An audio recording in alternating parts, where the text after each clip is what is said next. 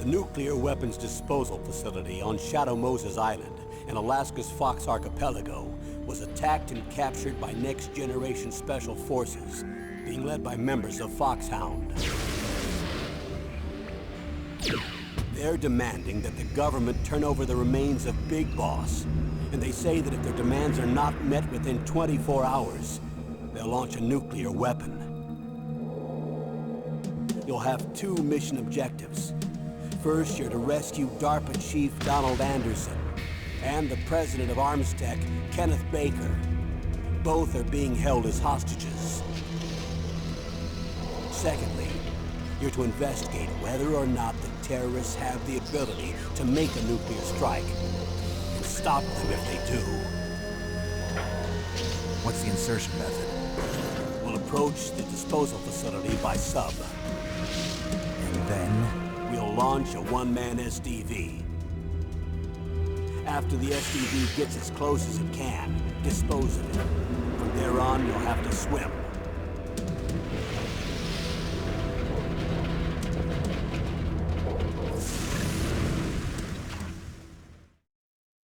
High-Tech Special Forces Unit Foxhound. Your former unit, and one that I was a commander of. So they're still around. There are 6 members of Foxhound involved in this terrorist activity. Psycho Mattis, with his powerful psychic abilities. Sniper Wolf, the beautiful and deadly sharpshooter. Decoy Octopus, master of disguise. Vulcan Raven, giant and shaman. And Revolver Ocelot, specialist in interrogation and a formidable gunfighter. And finally, in charge of them, Foxhound squad leader, Liquid Snake. Liquid Snake? The man with the same codename as you. The nuclear weapons disposal facility covers the whole island. I'll instruct you by codec after you reach your target. Anyone going with me? As usual, this is a one-man infiltration mission. Weapons and equipment OSP? Yes. This is a top-secret black op. Don't expect any official support.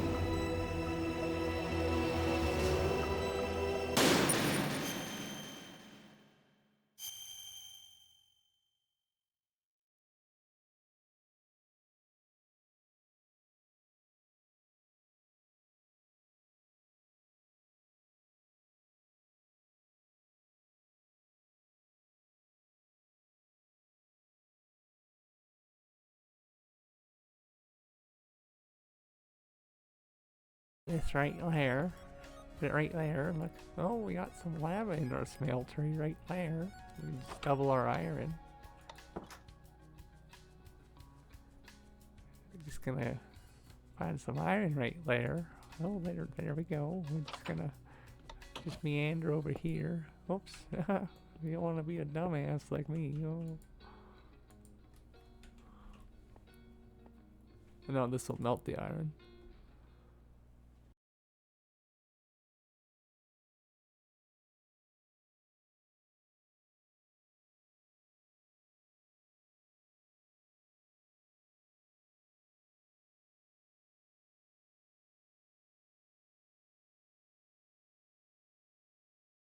So we'll start from the snowfield. That's where we left off the last time we played. Complete. Read mission log, yes. It says, to stop the launch of the new type of nuclear warhead, Snake must use the detonation code emergency override key at the underground maintenance base up north, or destroy Metal Gear itself. Snake fights Liquid's Hindy on the roof of Communication Tower B and defeats it and gets to the snowfield north of the Communication Tower B. north of Communication Tower B. However, Sniper Wolf is waiting for him. After beating her again, Snake and Otacon stay with her until her moments of death. Snake heads for the entrance to the underground maintenance base north of the snowfield.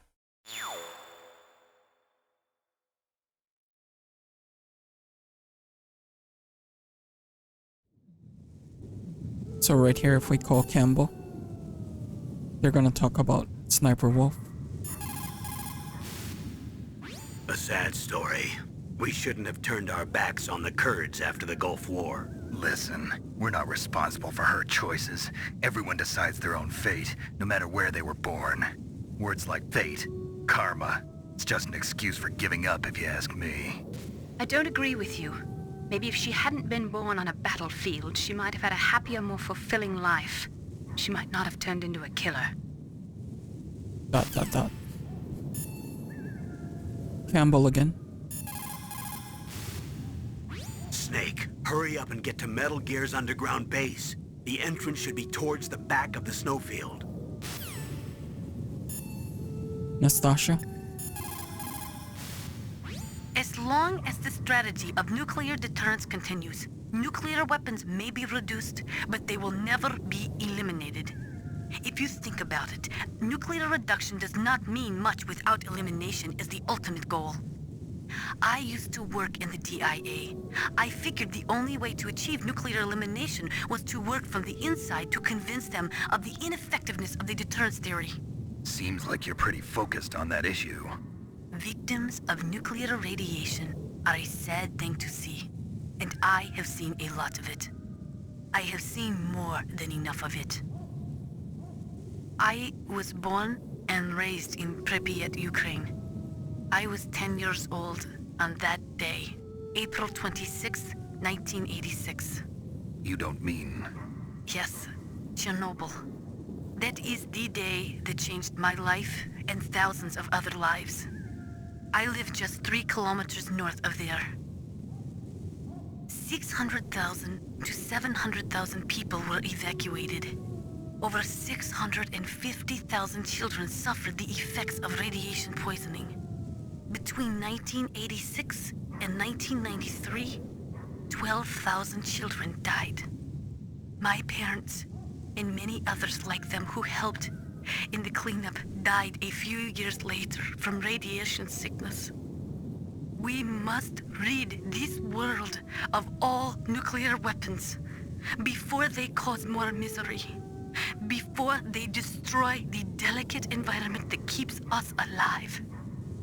I will not allow this pain and anxiety to pass on to yet another generation.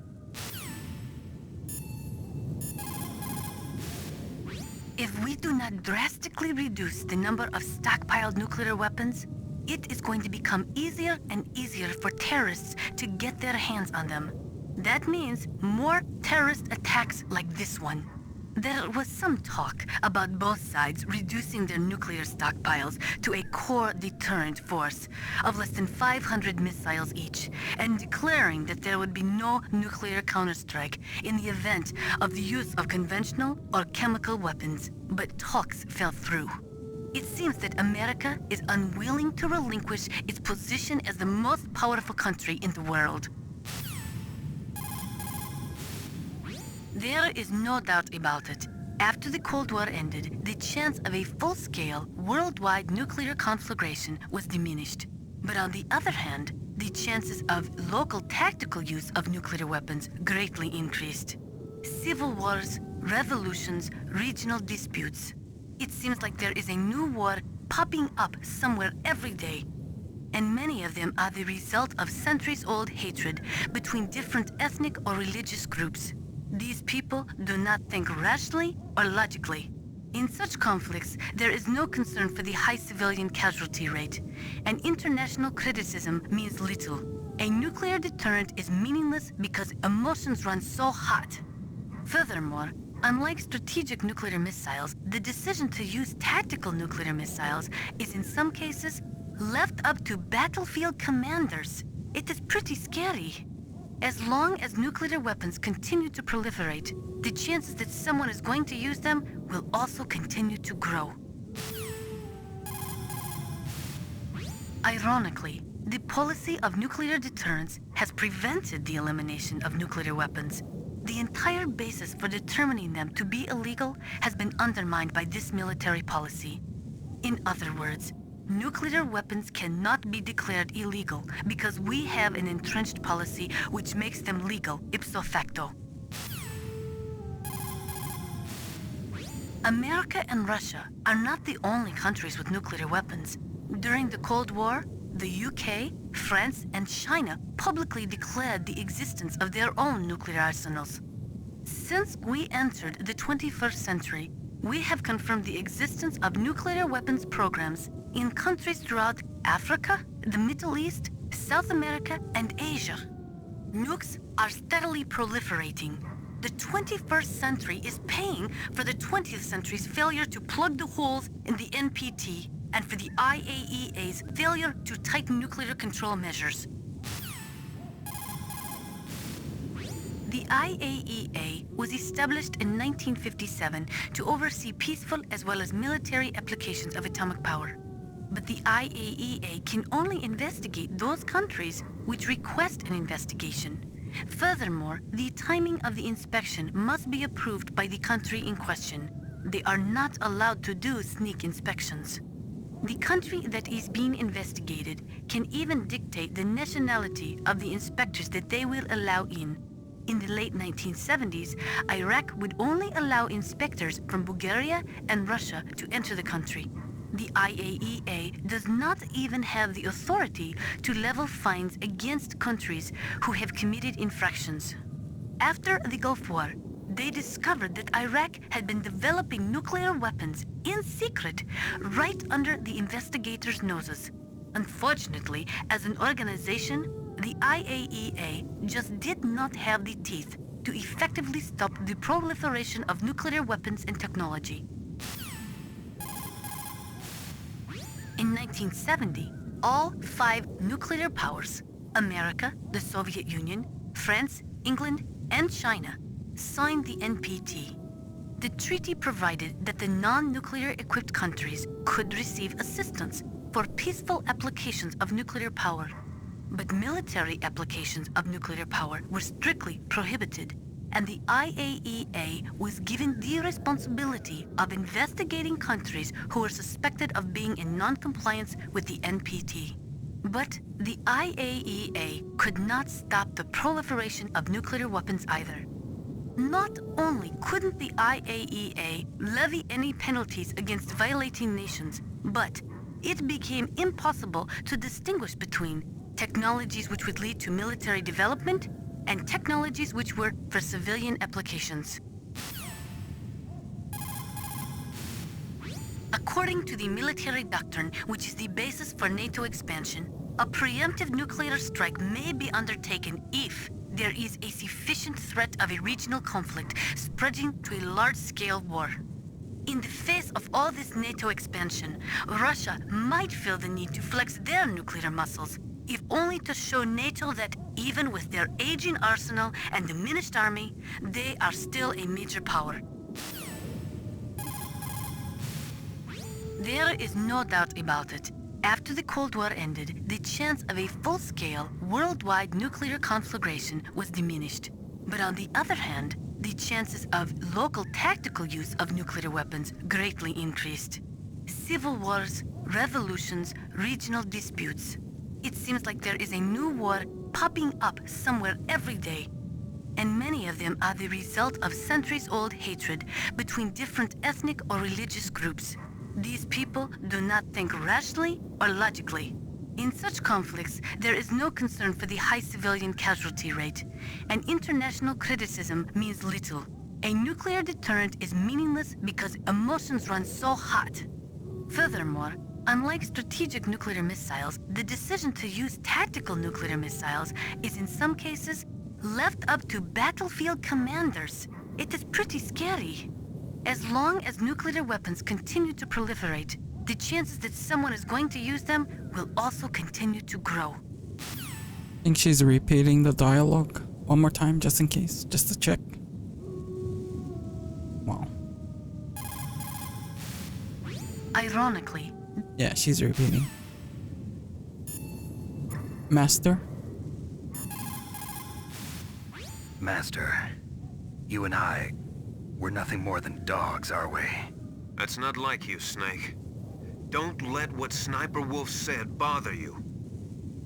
Listen, there's not a soldier alive that doesn't question himself. And if there is one, he's nothing more than a murderer. But someone like Wolf, a soldier who's looking for nothing more than their own death, is no good to anyone either. Once she started to look for death, it was all over. That's how you'll end up too, Snake. Otacon? The entrance to the underground maintenance base is in the north of the snowfield. I'll be watching, Snake.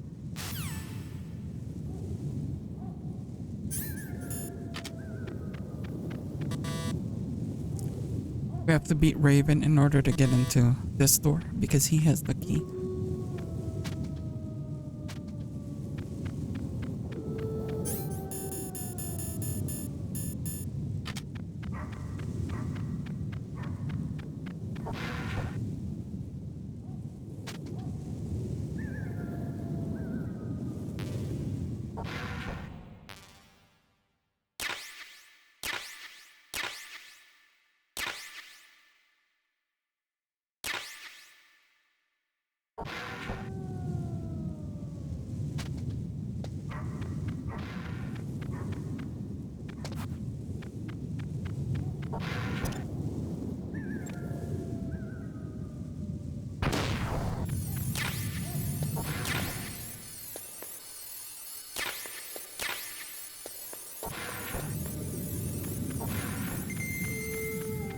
Oh, this is the parachute. Yeah. Huh?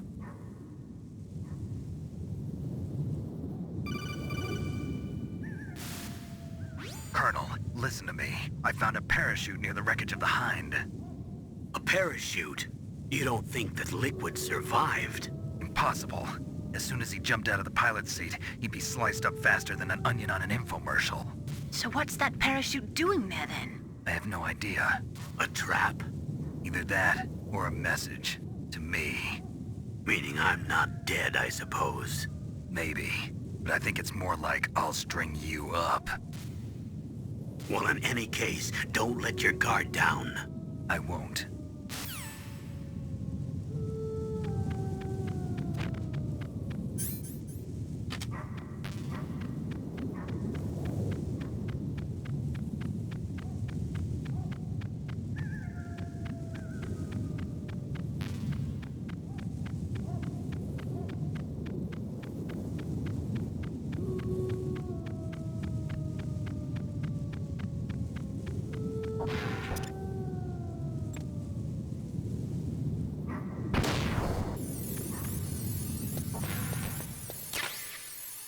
Cardboard boxing.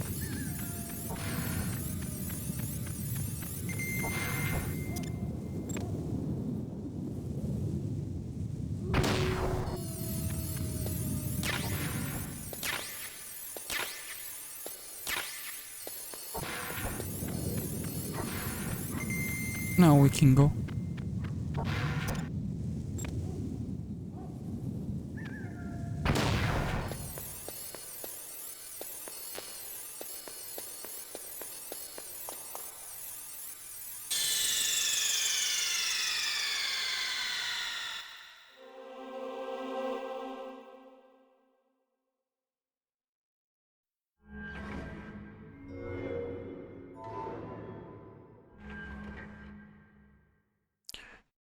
Press the option button.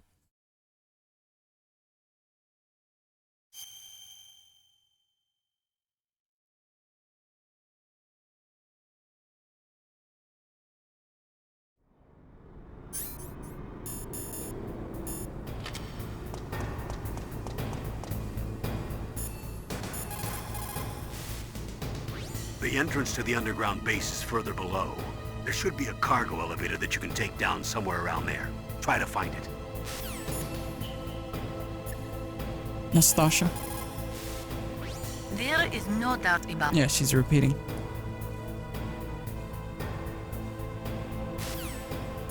Otacon.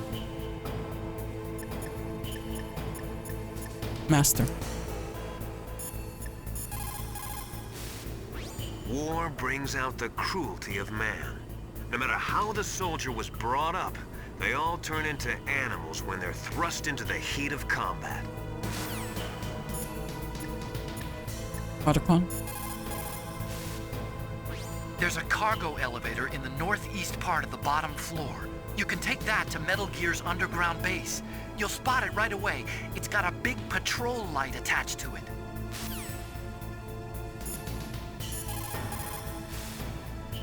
There's a cargo...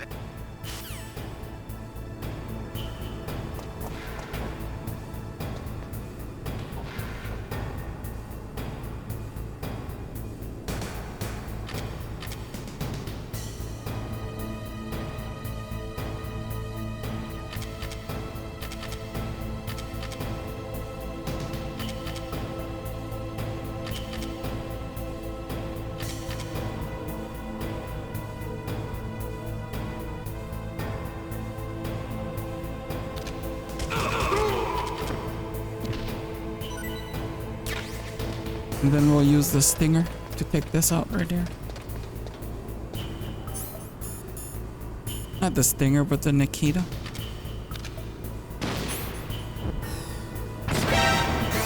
Again.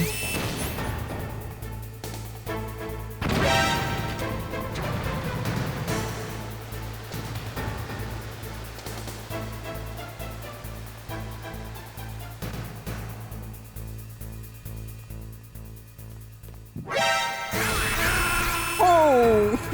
Nice. I should have waited. Snake. I should have waited.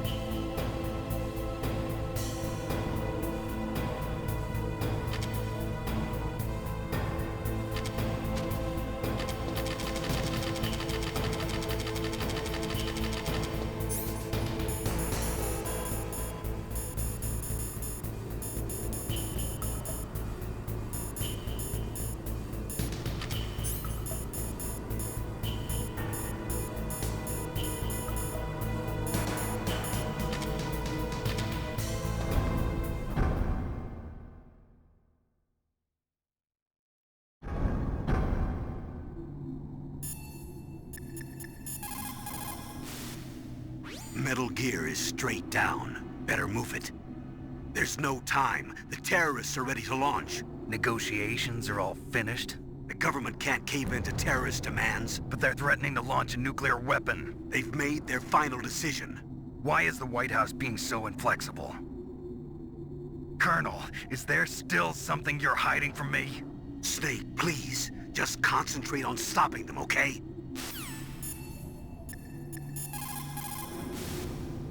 Metal Gear is...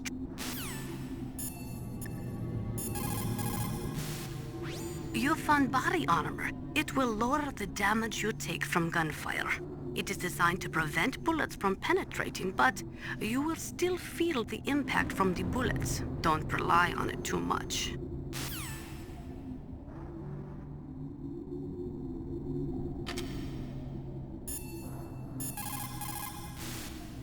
In 1970, all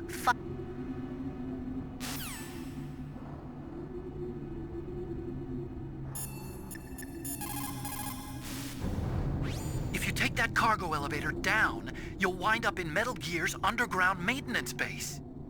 It's automatically set to go back and forth between the blast furnace and the underground base. It's not there yet, so you'll just have to wait.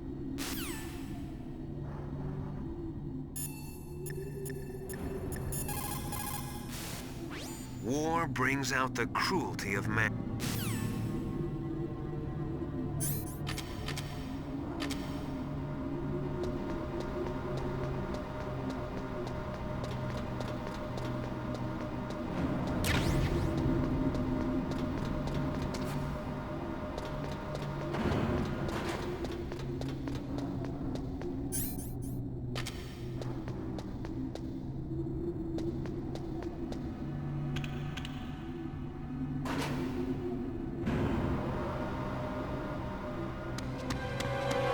There he is!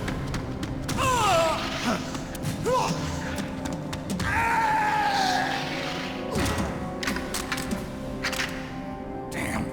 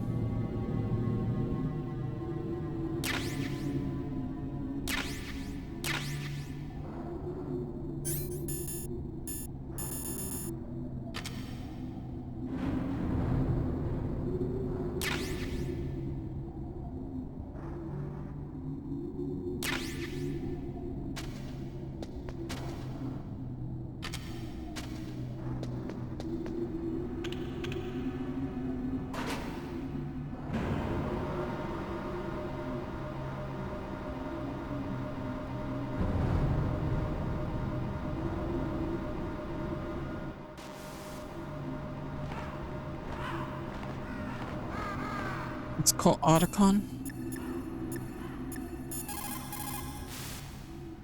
If you take that elevator down, you'll wind up in the warehouse. Metal Gear's underground maintenance base is just past there. Crows. What? There are a lot of crows here. There were crows around from before, but for some reason they started to really increase in number around the same time that Foxhound came to the base. It's really weird. I wonder what it could mean.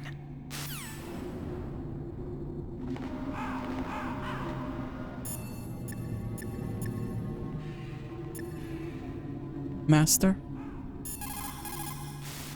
There are a lot of crows around here. Those aren't crows. Those are northern ravens. The Inuit and other Native Americans worship northern ravens as creator deities. Some say that ravens have the power to predict death. The great poet Marlowe wrote about them in the 16th century. Thus, like the sad presaging raven that tolls the sick man's passport in her hollow beak, and in the shadow of the silent night doth shake contagion from her sable wings. That's pretty gloomy, Master. By the way, What? I've got something to tell you about Naomi Hunter. What about her? Is this conversation secure? Don't worry, the monitor's off. Okay. What's up? I was in the FBI too, you know. I didn't know that. What's your point? Dr. Hunter's story about her background, about her grandfather being an assistant secretary to Hoover in the FBI, Yeah? and then going undercover to investigate the Mafia in New York. Yeah, what about it? It was all a big lie. What did you say? It was really bothering me. Why would she lie about it? She lied. She might be a spy. Ridiculous. Come on, even a high school student could see past it. The head of the FBI at that time, Edgar Hoover, he was a well-known racist. Didn't Naomi say that her father was Japanese? Yeah? Well, back then, there wasn't a single Asian investigator. Also, in the 1950s, the undercover mafia sting operations hadn't even started yet. They first started in 1960, in Chicago, not New York. But You better check it out. The chief and the president mysteriously dying, and that ninja. Too many strange things are happening. are you saying that Naomi might be behind it? I don't know. Either that, or she's working with the terrorists. Could it be? If I find out anything, I'll call. In the meantime, be careful. Let's call Campbell. Colonel, where's Naomi? I'm right here, Snake. What is it? Oh, nothing. Forget it. Strange. Snake, by now those terrorists have finished their launch preparations. Stop wasting time. I think Nastasha, still saying the same dialogues. According to the Yeah. Otacon. If you take that elevator down, you'll wind up in the warehouse. Metal Gear's underground maintenance base is just past there. There were ravens around from before, but for some reason they started to really increase in number around the same time that Foxhound came to the base. It's really weird. I wonder what it could mean.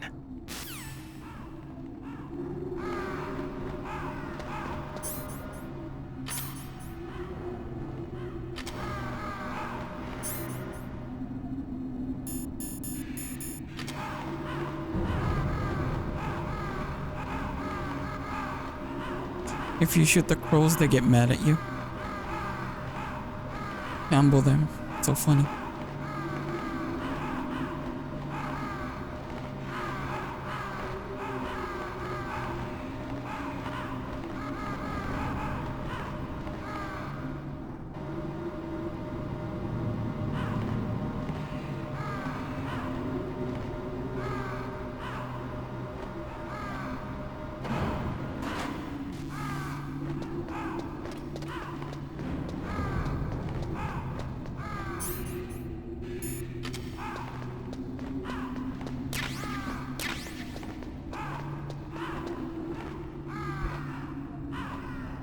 So there's 3 ways of killing, what do they call it? Raven?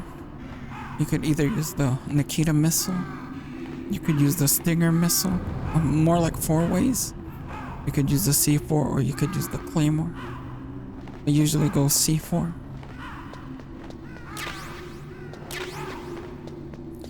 And then with your rations, if you take it off, it's gonna freeze.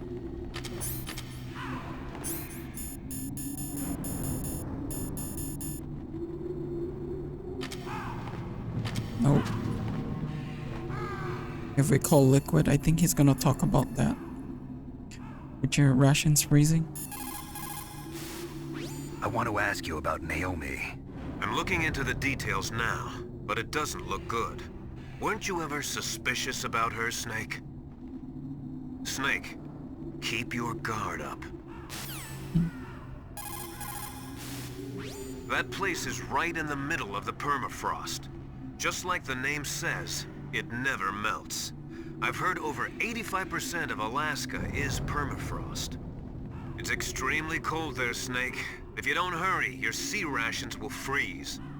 One way to prevent your sea rations from freezing is to hold them close to your body by equipping them.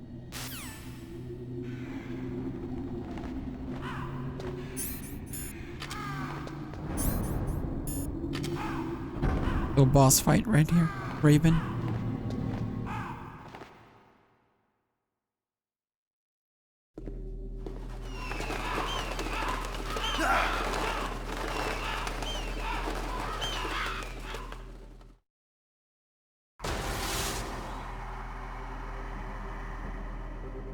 Welcome, Cossack. This is the end of the road for you. Right, my friends? Listen, they agree. Ravens aren't scavengers like most people think.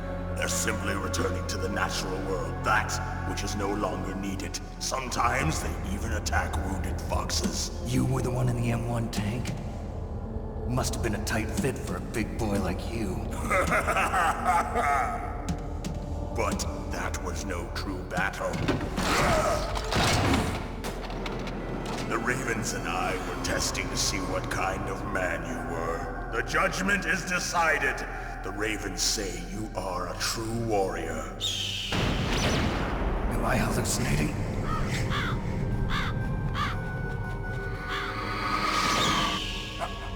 I can't move. The Raven has put the mark of death upon you.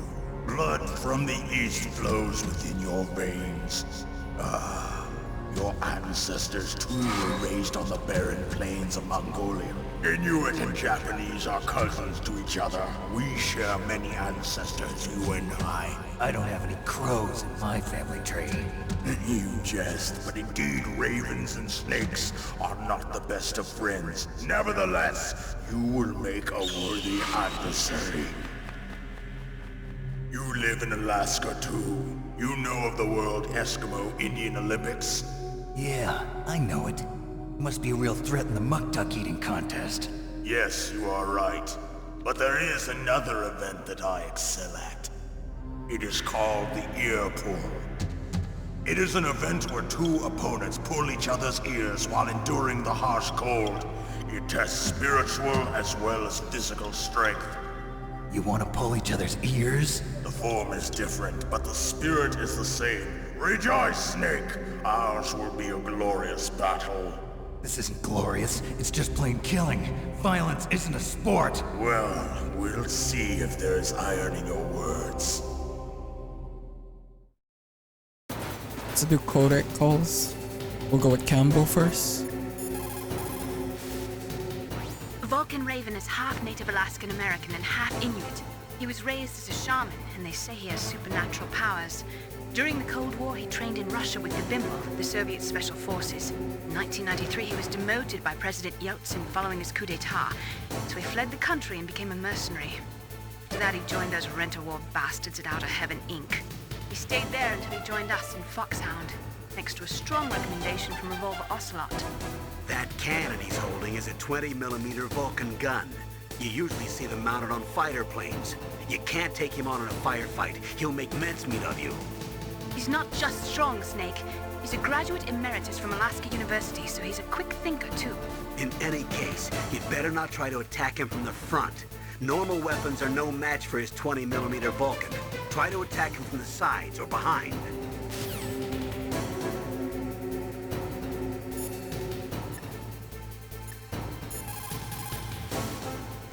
You could also try to predict where he's gonna move and set up some C4. If your timing is good, it might work.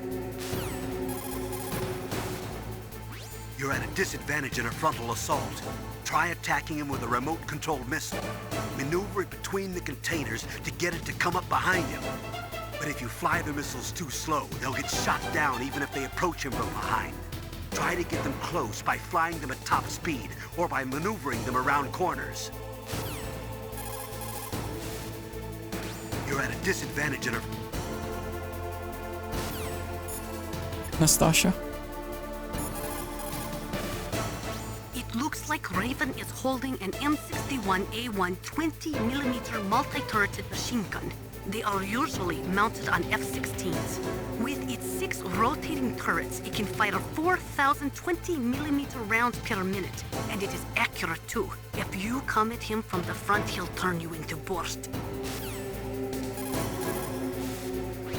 Stay out of his way. You have to hide and attack. Try a remote-controlled missile or your C4 explosives.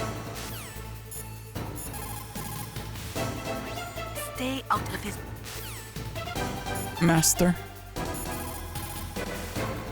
That place is right in the middle of the permafrost. Just like the... He just said that.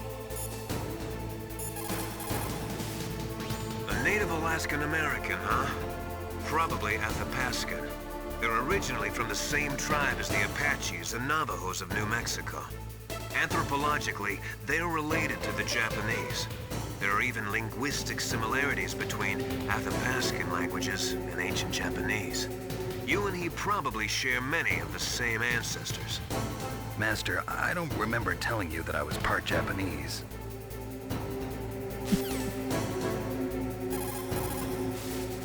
The 4-man carry is a race where you have to run with 4 grown men hanging from a long stick that you carry on your back.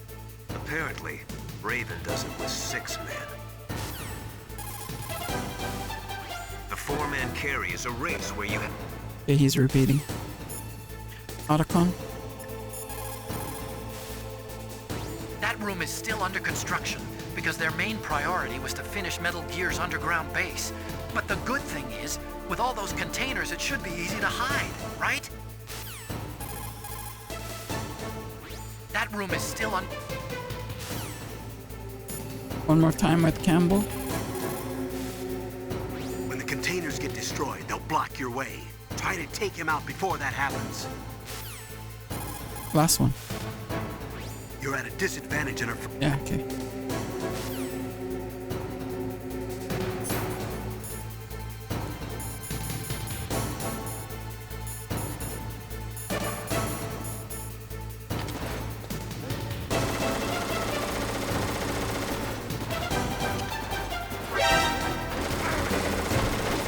He's in front of me.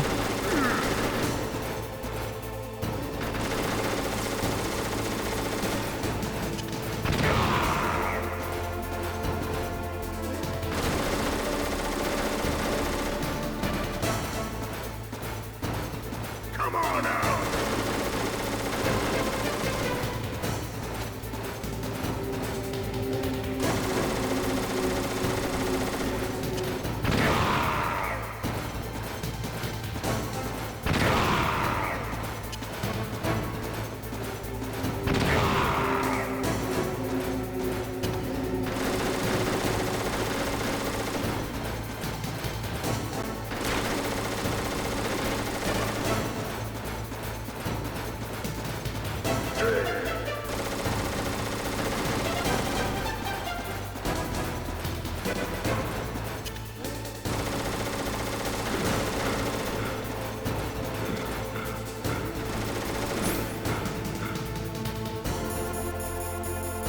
Thermal. Oh, fuck. I knew I was gonna get hit.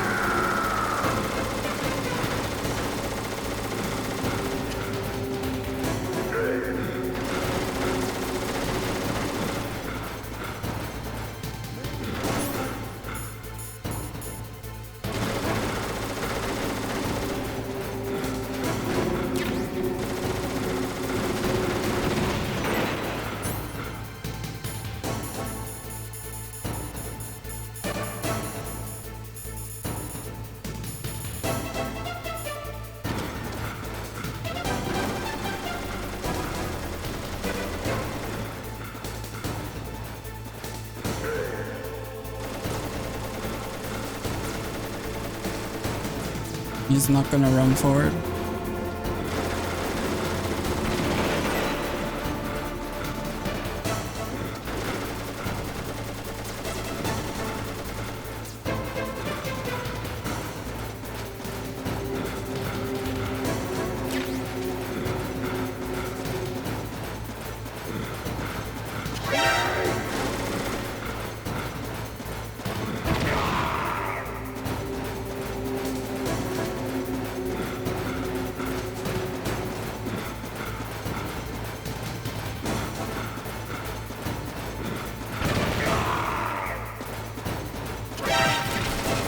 Busted. I'm dead.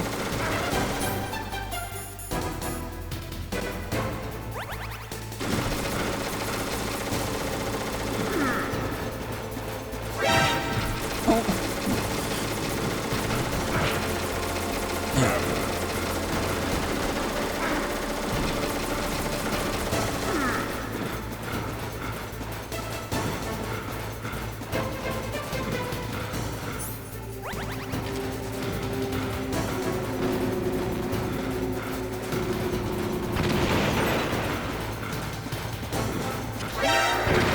Oh, I blew myself up.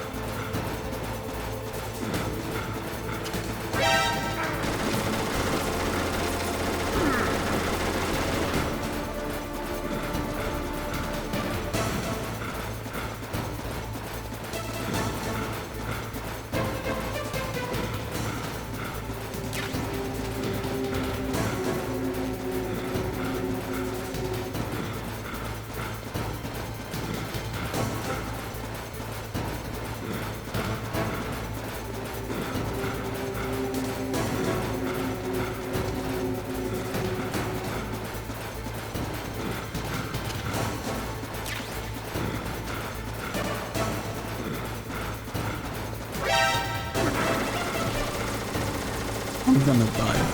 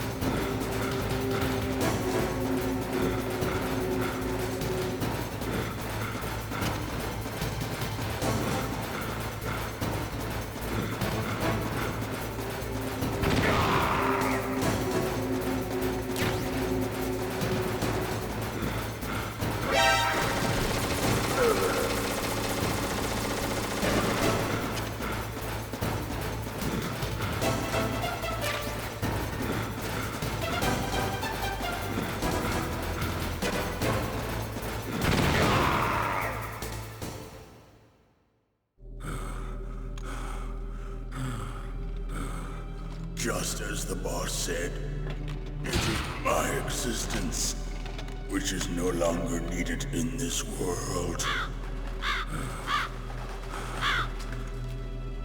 But my body will not remain in this place. My spirit and my flesh will become one with the ravens. In that way, I will return to Mother Earth who bore me. Snake! I will be watching you. Understand?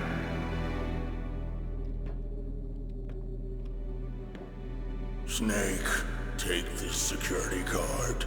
It will open that door. Why? You are a snake which was not created by nature. You and the boss. You are from another world. A world that I do not wish to know. Go and do battle with him. I will be watching from above. First, I'll give you a hint. The man who you saw die before your eyes.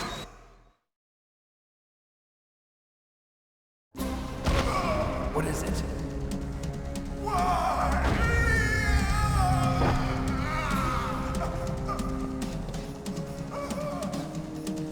That was not the DARPA chief. It was Decoy Octopus, a member of Foxhound. He was a master of disguise. He copied his subjects down to the blood. So he drained the chief's blood and took it into himself. But he wasn't able to deceive the Angel of Death. The Angel of Death.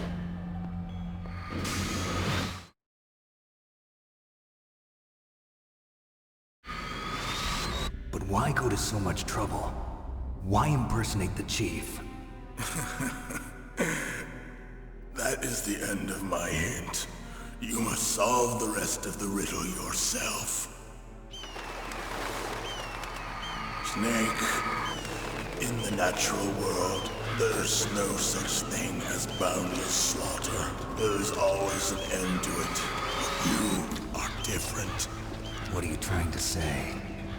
The path you walk on has no end. Each step you take is paved with the corpses of your enemies. Their souls will haunt you forever. You shall have no peace. Hear me, Snake. My spirit will be watching you.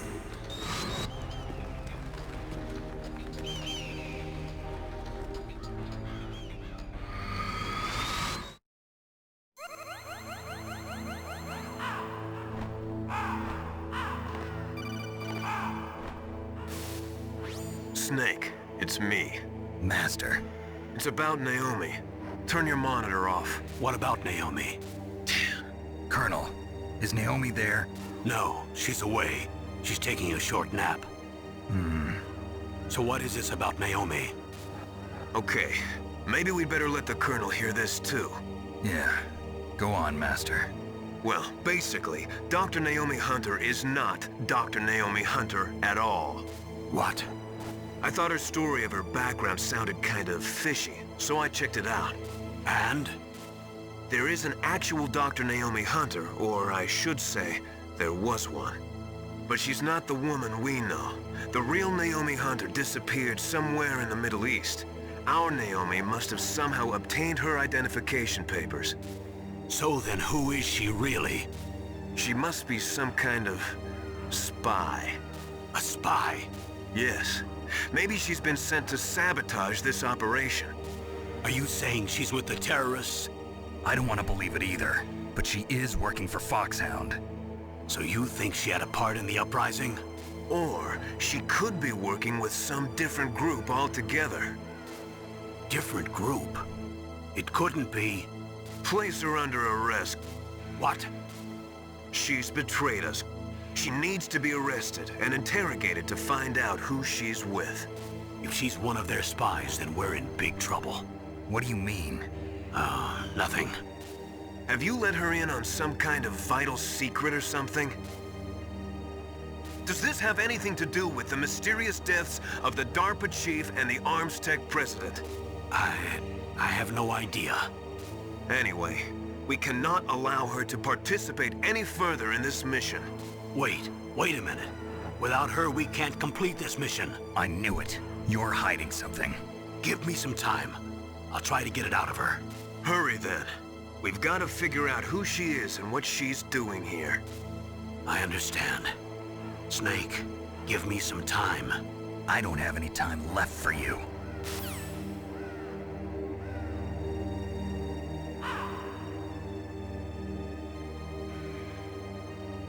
Let's call Campbell again.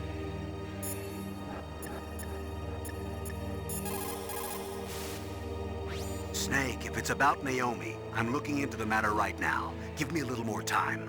Where is she? She's still sleeping. I can't believe it. First, the DARPA chief turns out to be an imposter, and now Naomi. What the hell is going on here? I suppose you're going to tell me you don't know anything, right? I'm sorry, Snake. A madman is threatening the world with a nuclear weapon. I guess that's what I should worry about now.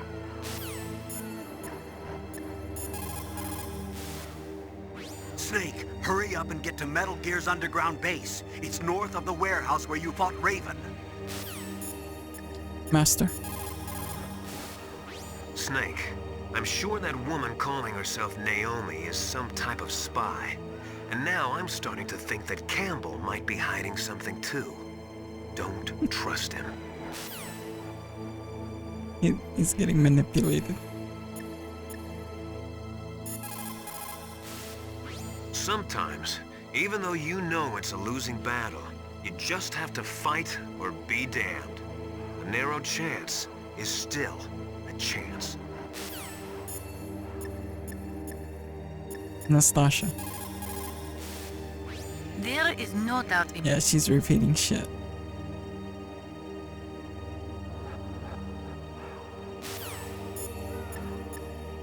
Otacon. I don't know anything about Dr. Naomi, so there's not much I can say. But Snake, I think you'd better leave that to Colonel Campbell. Don't you think you'd better just get to the control room? So yeah, before we go to the control room, go back to the snowfield. So we can restock on items.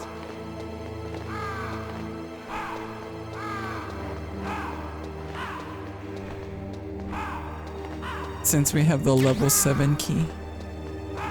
Yeah, the level 7, we can grab more stingers.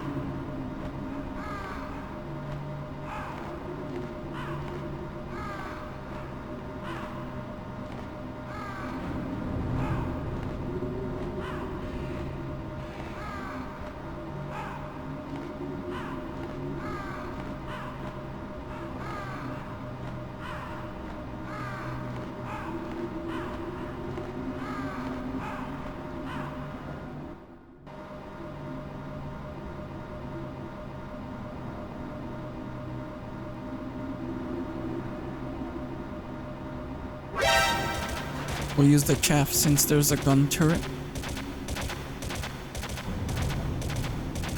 The ration didn't respawn yet.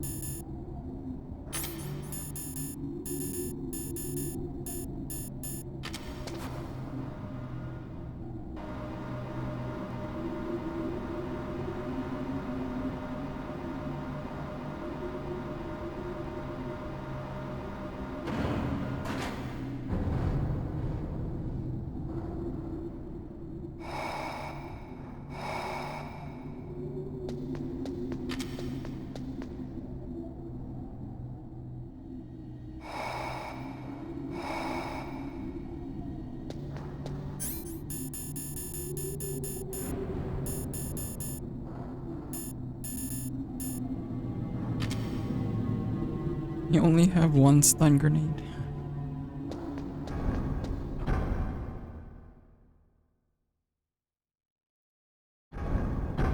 So now we need to take the service elevator.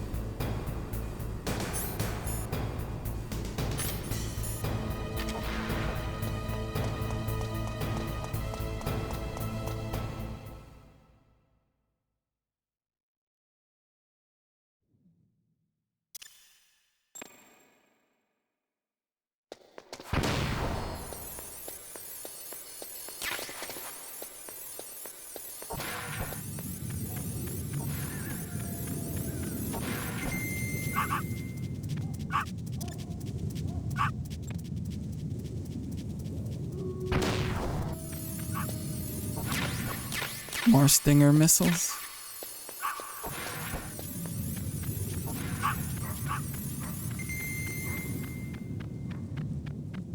I think this is the one with the claymores. We don't need the PSG one.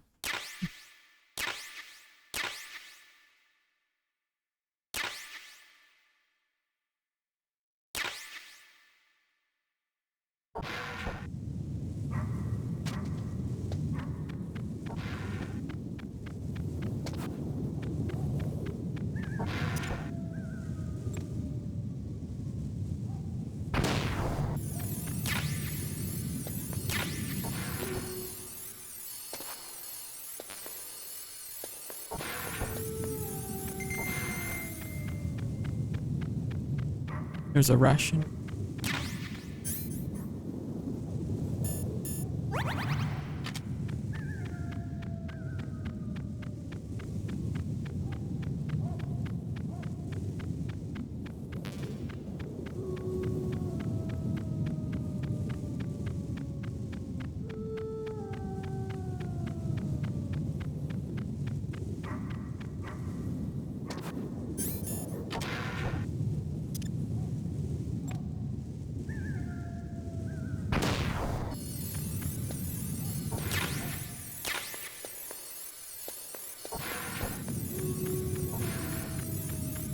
I think we have stun grenade here.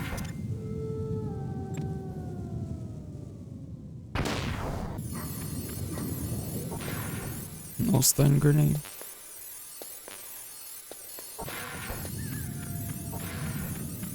Now we can go back. The hell?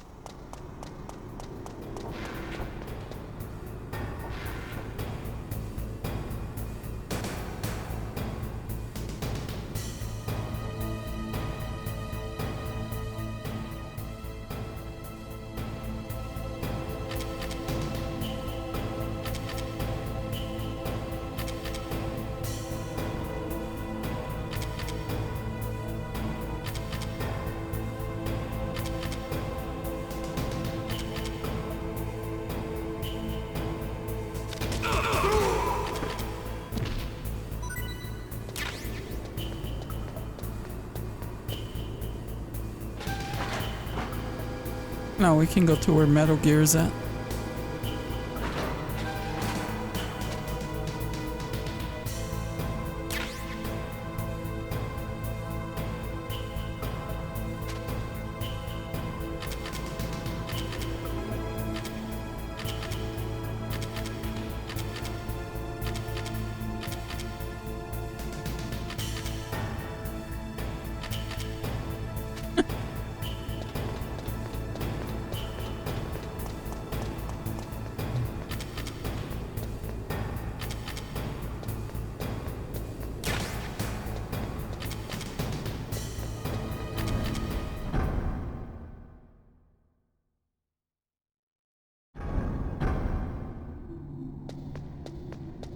See, this elevator is just a load screen.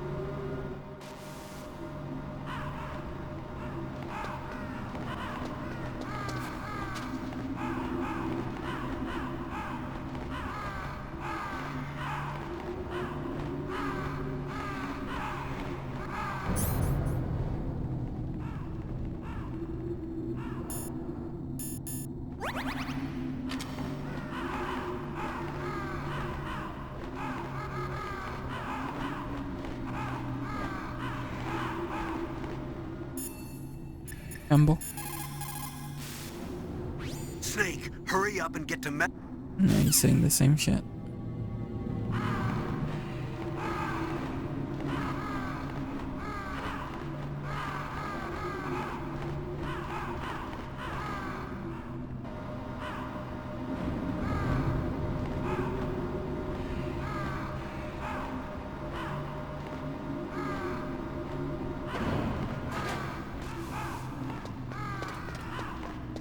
There should be a ration to the right.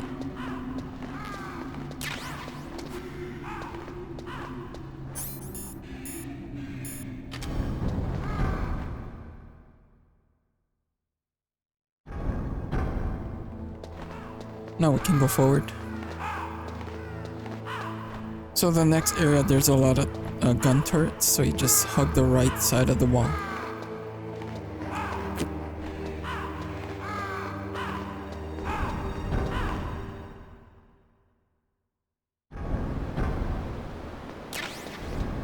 Stay right here.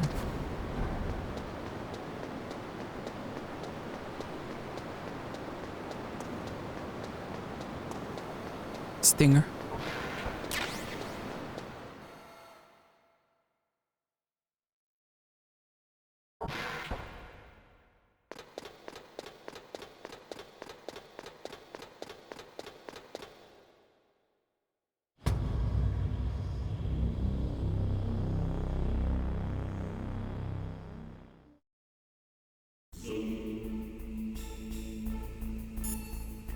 Ambo. Snake, stop that launch. Head for the control room in the underground base. Give Dr. Emmerich a call. There's no time. Nastasha. That stuff that is flowing in those ditches on the first floor must be radioactive nuclear wastewater. You better stay away from it. You are already exposed enough just by being in that area. Any further exposure could be fatal.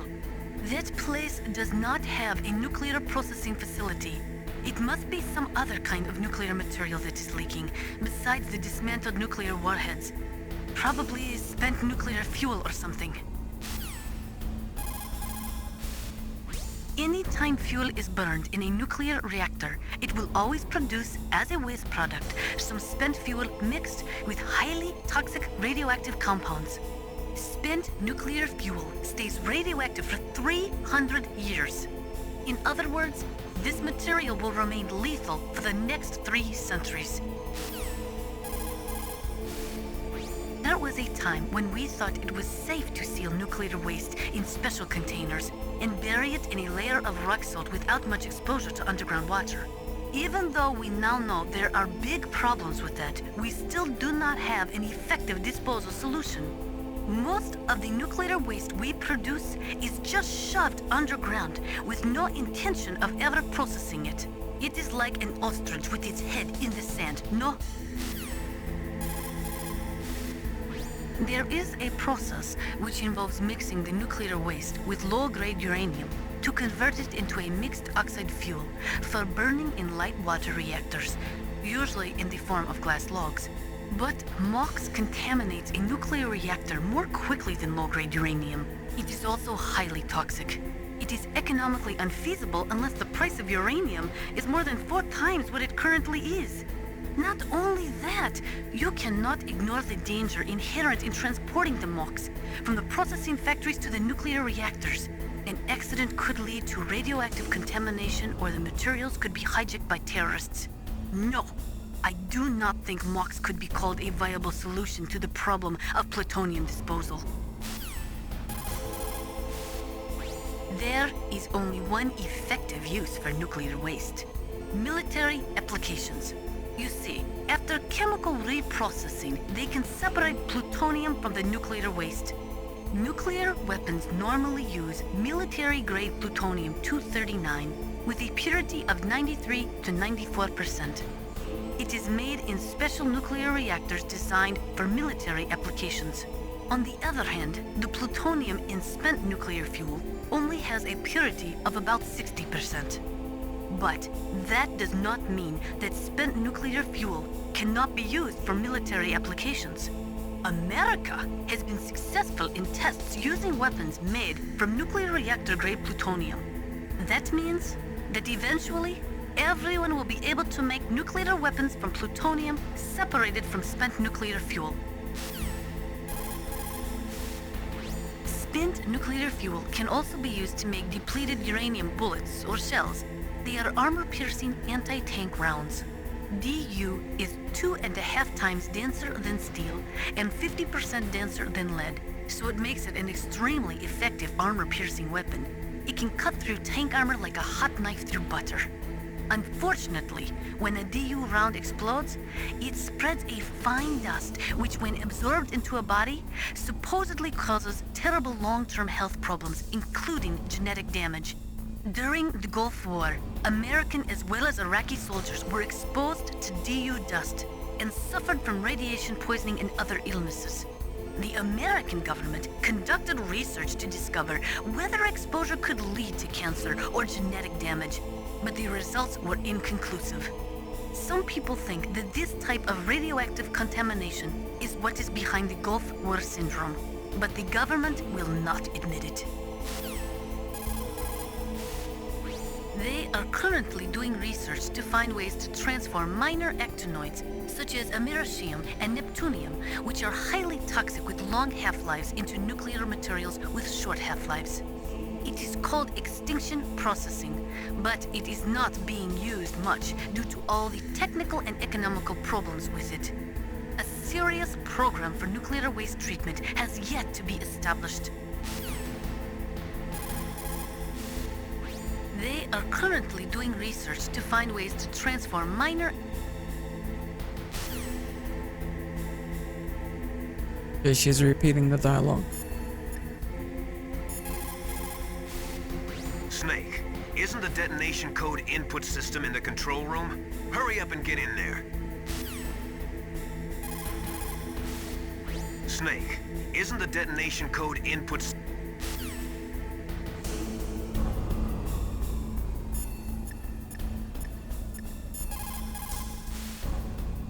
It looks like they've finished getting Metal Gear ready. How do you know that? I overheard them talking. Where are you now? Right in front of Metal Gear, but it's strange. What is? There's nobody here. No guards, nobody patrolling. It's too quiet. Maybe because they're all ready. They said they even input the PAL codes. What should I do? All we can do is use the override system that President Baker told you about.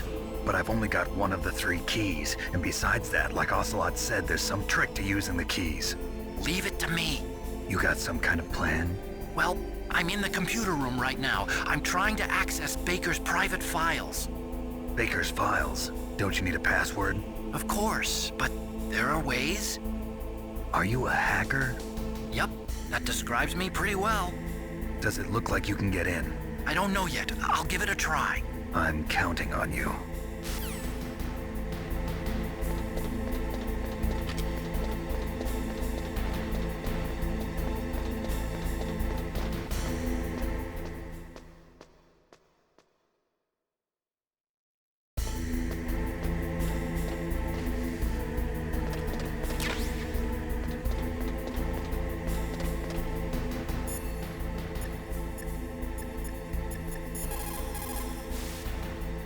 How's it going?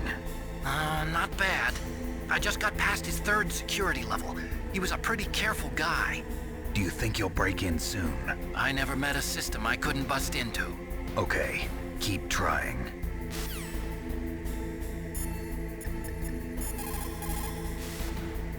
Snake, stop that.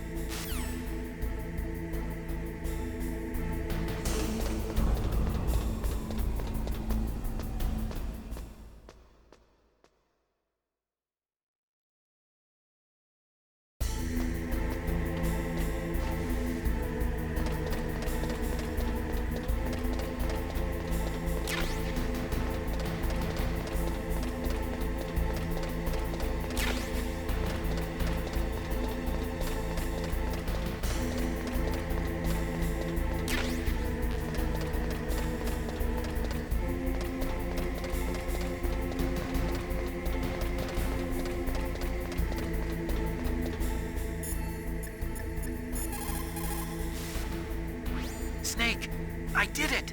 You got past security? Bingo! Great. So what do you got? I accessed the confidential Metal Gear file. So what about the PAL override system that Baker talked about? I haven't found it yet. That's what I need to know.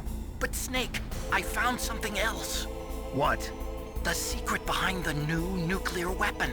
Just as I thought, the nuclear warhead is designed to be fired from the railgun like a projectile. It doesn't use fuel, so it isn't considered a missile. That way it can get around all sorts of international treaties. Pretty sneaky. Yes, but effective. And that's not even the scariest thing about this weapon. Oh, I can't wait to hear this. It's a stealth weapon. You mean it won't show up on radar? Yeah. The truth is, they've been working on a stealth missile since the late 70s. Why weren't they able to develop one until now? Because of the missile rocket propulsion system, it would be picked up by enemy satellites. Oh yeah, that makes sense. But unlike a missile, the railgun doesn't burn any propellant, so it can't be detected by any current ballistic missile detection systems. An invisible nuclear warhead. Totally impossible to intercept. And on top of that, it's got a surface-piercing warhead designed to penetrate hardened underground bases. Yeah, we learned that lesson in the Gulf War. This thing could mean the end of the world. It's the ultimate weapon. And from a political point of view, it avoids the problem of nuclear reduction and nuclear inspections. Colonel, is this true? Are you listening? I'm listening. If word of this got out, it could delay the signing of the START 3 treaty and cause a huge international incident. Yeah, it would be nasty. The United States would be denounced by the UN. It could even bring the president down. Did you know this, Colonel? I'm sorry. You changed, Colonel. I won't make any excuses. Snake, listen to me. This new nuclear weapon, it's never actually been tested, only simulated. You mean they ran a computer model? Yeah, that's why they were conducting this exercise. They needed to get actual experimental data to back up the simulation. What were the results of the exercise? It looks like it went better than they hoped for, but I can't find the data anywhere on this network. You'd think the data as important as that would be carefully recorded. It was. President Baker gave me an optical disc with all of the test data. What? Do you still have it? No, Ocelot took it from me. The terrorists have replaced the dummy warhead with a real warhead. Once they input the detonation codes, they should be ready to launch. So you think they can do it? Well, the dummy warhead was designed to be identical to the real thing, so I think so. Did you find out how to override it yet? Not yet. It must be in a separate file. Right now I'm looking through all of Baker's personal files. We're counting on you.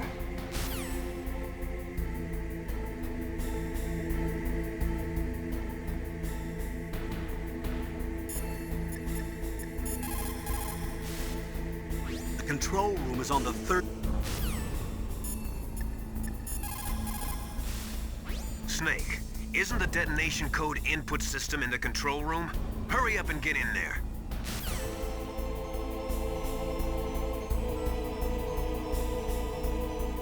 Oh, we need to equip the PSG one.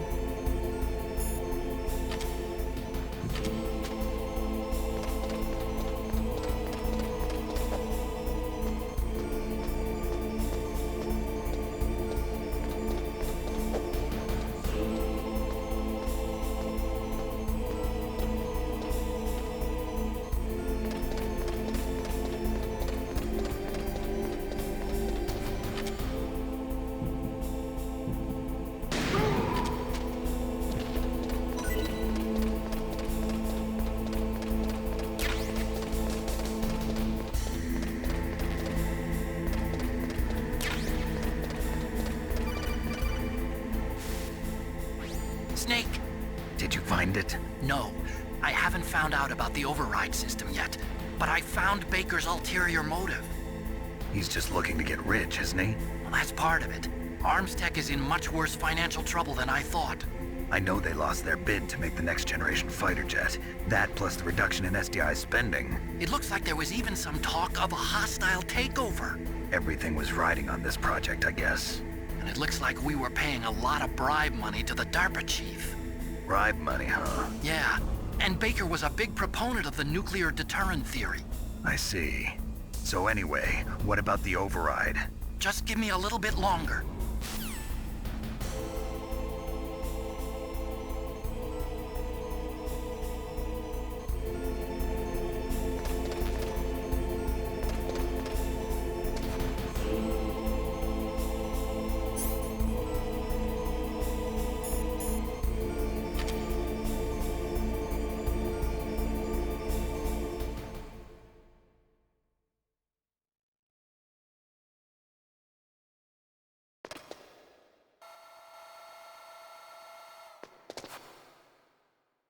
Okay, I've entered the PAL codes and disengaged the safety device.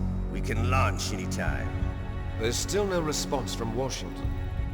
It looks like we'll have to show them that we mean business. Should I set it for Cherniton, Russia? No, there's been a change. The new target is Lopnor, China. Why, boss? I'm sure neither you nor Mr. Golukovich would really like to see a nuclear bomb dropped on your motherland, right? Liquid. But why? There's nothing there. Wrong. It's a nuclear test site. A nuclear test site? If we nuke a major population center, the game's over. But a nuclear explosion at a test site can still be concealed from the public. Meanwhile, Washington will be worried about the retaliatory strike from China. That'll probably mean top-secret talks between both countries' leaders. Of course. And in the process, the President will be forced to divulge the existence of a new and highly destabilizing nuclear weapon to the Chinese. What do you think that will do to the US's reputation? Or the President's? And with the CTBT, that means that China and India... I see. Yes. When the other countries hear about this new weapon, they'll all want to contact us. Washington won't be very happy when we start selling their own system to the highest bidders. Yes, the President will break. He will give in to our demands. Big Boss's DNA and $1 billion. $1 billion? That money will be used to cure our genome soldiers as well. I'm also including the Fox-Die vaccine in our demands. Fox-Die. It killed Octopus and the Armstech president. So it's true that it affects older people first. Mantis might not have been affected because he wore a mask. Wolf wasn't infected either. Perhaps due to those tranquilizers she always took. Something to do with the adrenaline level in the blood. Or maybe it's just because this Fox-Die was still experimental and they haven't worked out all the bugs yet. In any case, have you heard from your friend, Colonel Sergei Golukovich, at the Spetsnaz? He still has doubts about the ability of Metal Gear. He said we can talk after Metal Gear's test launch is successful. He's a very prudent man. There's nothing to worry about. The Colonel wants Metal Gear and a new nuclear weapon so bad he can taste it. If Russia wants to regain its position as a military superpower, they need to reinforce their nuclear arsenal. They need a nuclear weapon that can't be intercepted. Metal Gear will allow them to gain first strike capability over the rest of the world. Their regular army is in shambles, and they think they can restore their country's military power with nuclear weapons? Golukovich, he's no warrior. He's a politician. But he's the one who gave us the Hind and most of our other heavy firepower. He's got over 1,000 soldiers under his command. If we join forces, we could put up quite a resistance here. Since Mantis died, the genome soldiers' brainwashing has started to wear off. I'm worried about the men's morale. An alliance with the Russians would boost that as well. What are you saying? We're not going anywhere. We're going to dig in here. We could still escape. We've got the most powerful weapon ever made, and we're about to ally with Golukovich's forces. Are you going to fight the whole world? And what's wrong with that? We can launch a nuclear warhead at any target on this planet. A nuclear warhead invisible to radar. And on top of that, this base is full of spare nuclear warheads. Once we get the DNA and the money, the world will be ours! What about your promise to Colonel Golukovich? I have no interest in the revival of Mother Russia. You're not thinking of reviving Big Boss's dream. From today, call this place Outer Heaven. Big Boss's dream. But boss, You're not worried about the PAL being overridden. If the code is in it again, it'll be deactivated. No need to worry. The DARPA chief and the Armstech president are both dead. Does Snake know how the override system works? You interrogated him, don't you know? He didn't have any keys on him. Good. Then no one can stop Metal Gear now. By the way, what should we do with that woman? Want me to kill her? Let her live. She's Campbell's niece, and Snake cares for her. We'll keep her as our ace in the hole. Meryl, she's alive.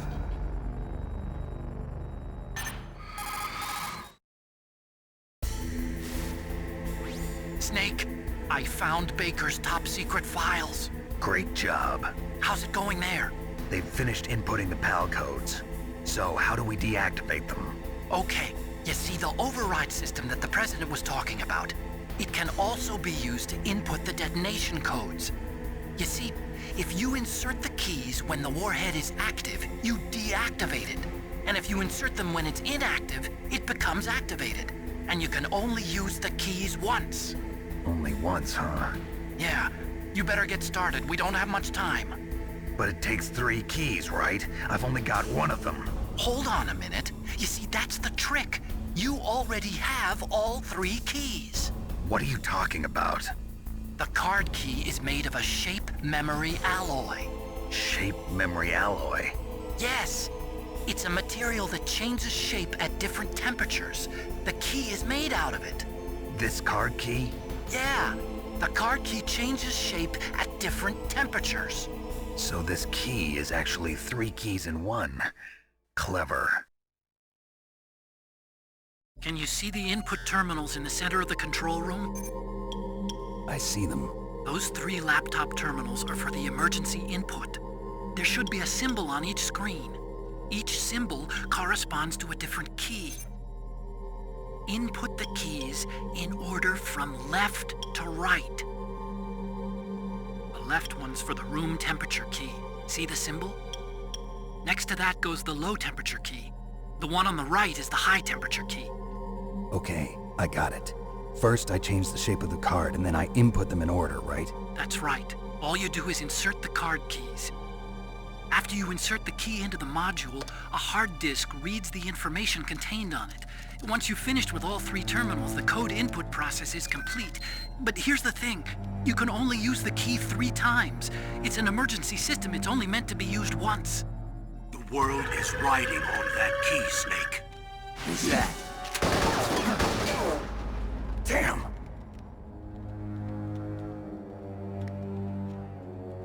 The key fell in the drainage ditch.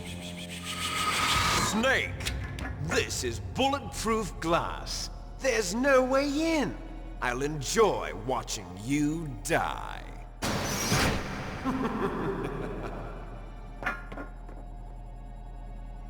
Snake, you've got to get that key.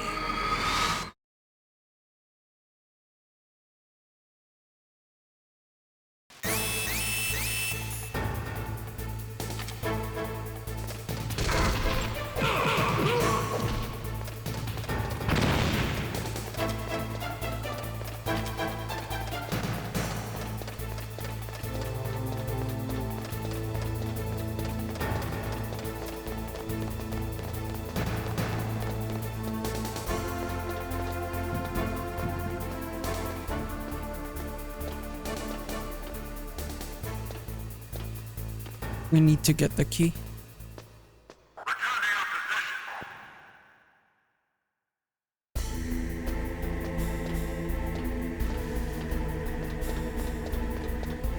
We'll equip the stinger. It's easier to get. It's easier to kill the rat with the stinger, if the rat has it.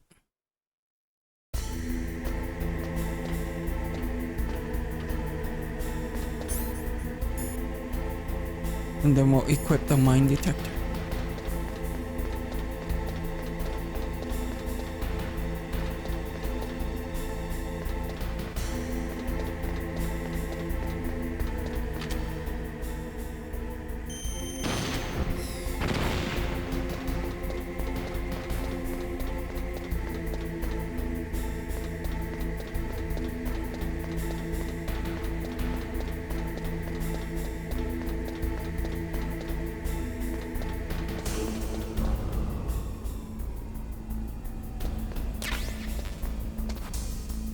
I don't know if that's under the right here.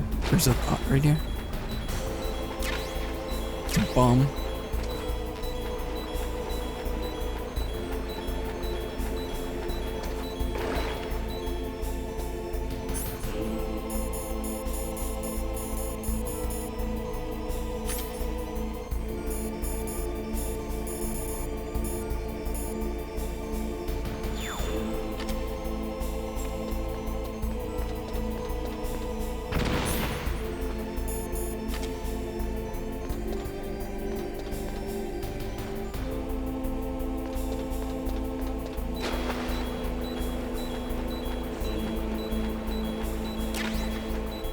Where's the key? Now we can go back up. Go up.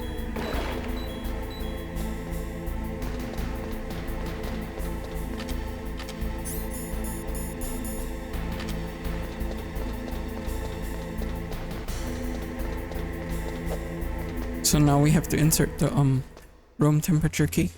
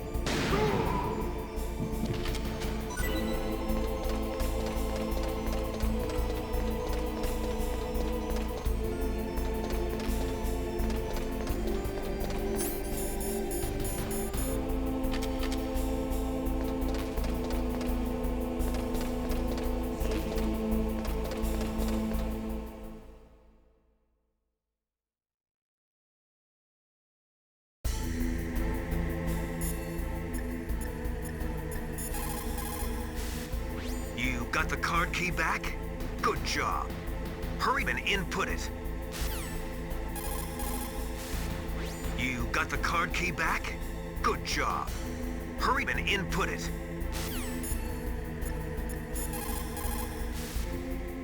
You got the card key. Good. Now get back to the control room and use that key to re-input the PAL codes. Stop that launch.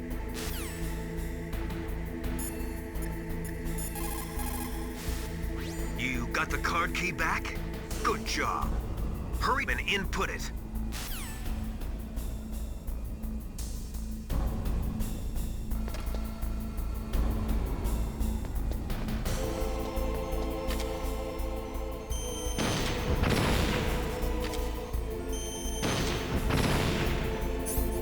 Oh, room temperature first.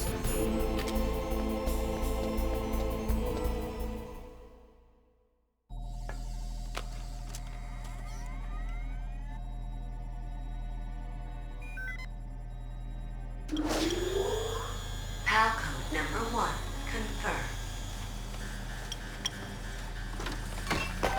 Awaiting PAL code number 2. Okay, that takes care of PAL code number 1. Now, PAL number 2, freeze the key. We need to go into that permafrost room.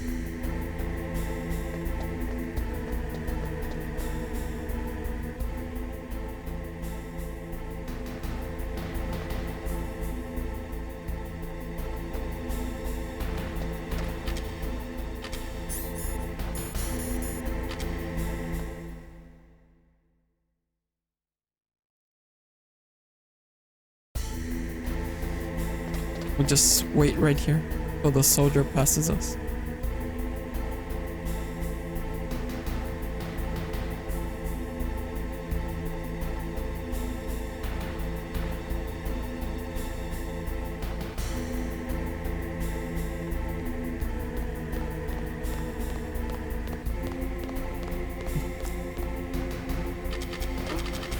What was that noise?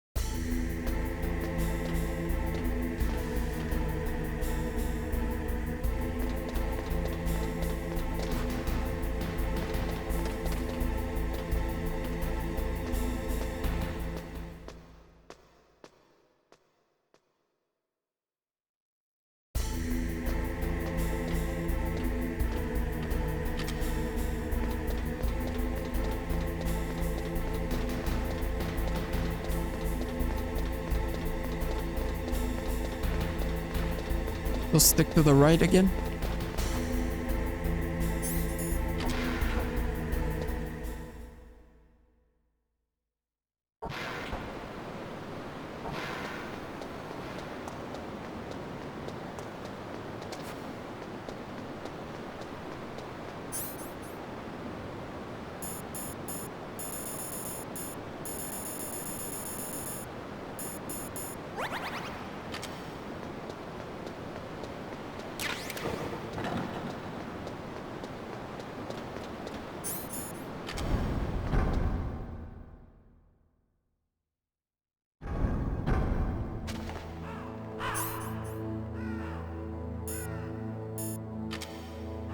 We'll just wait here till the card freezes.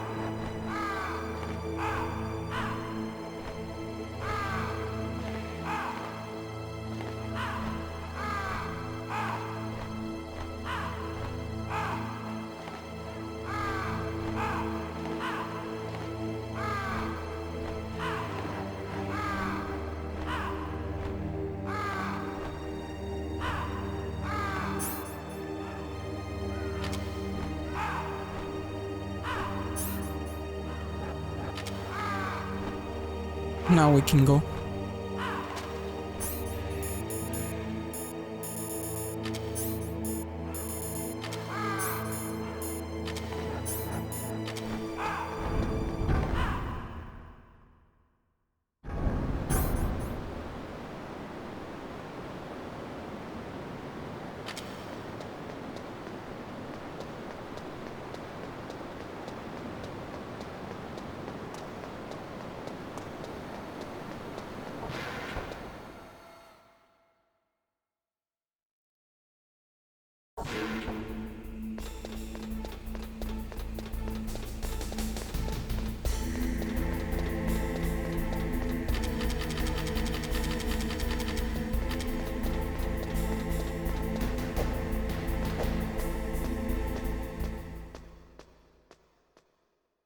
We need the PSG one.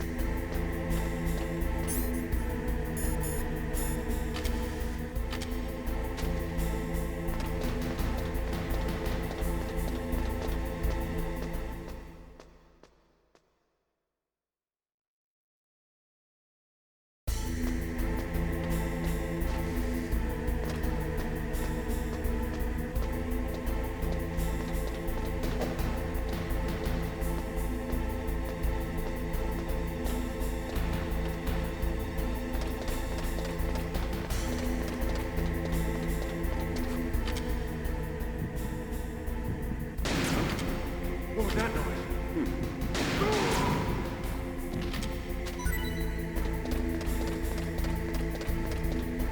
Now we need the stinger.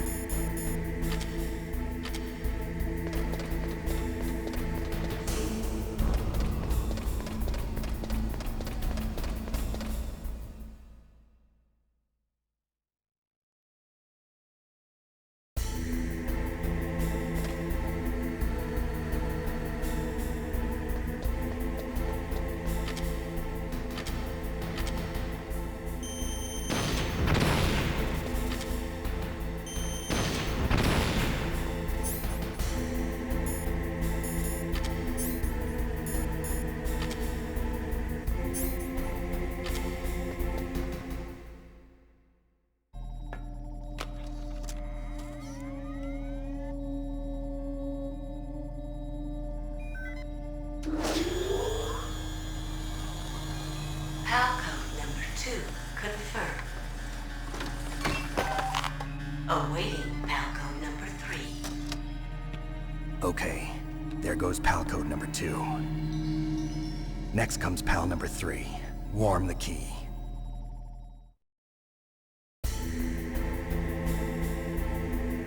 Last one.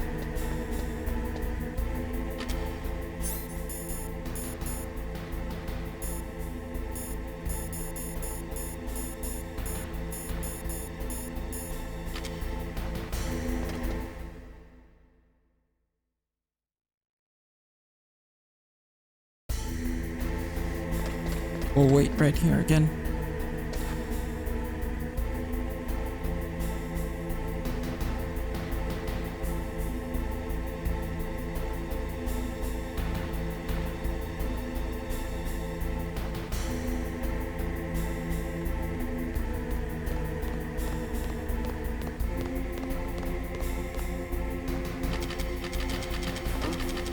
What was that noise?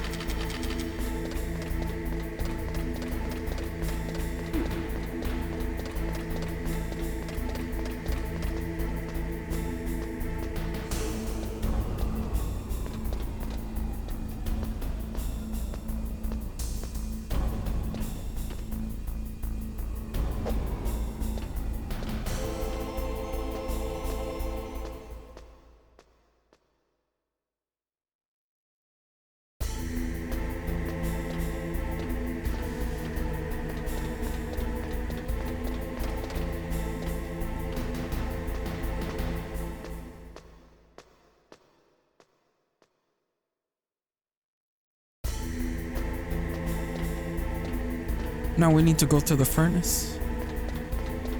Blast furnace.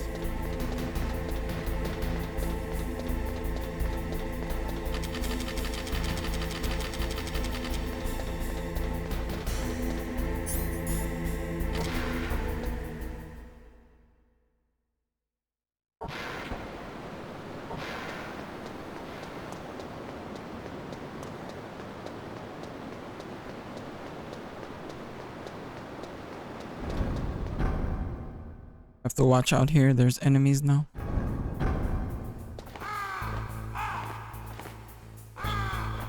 He's gonna turn.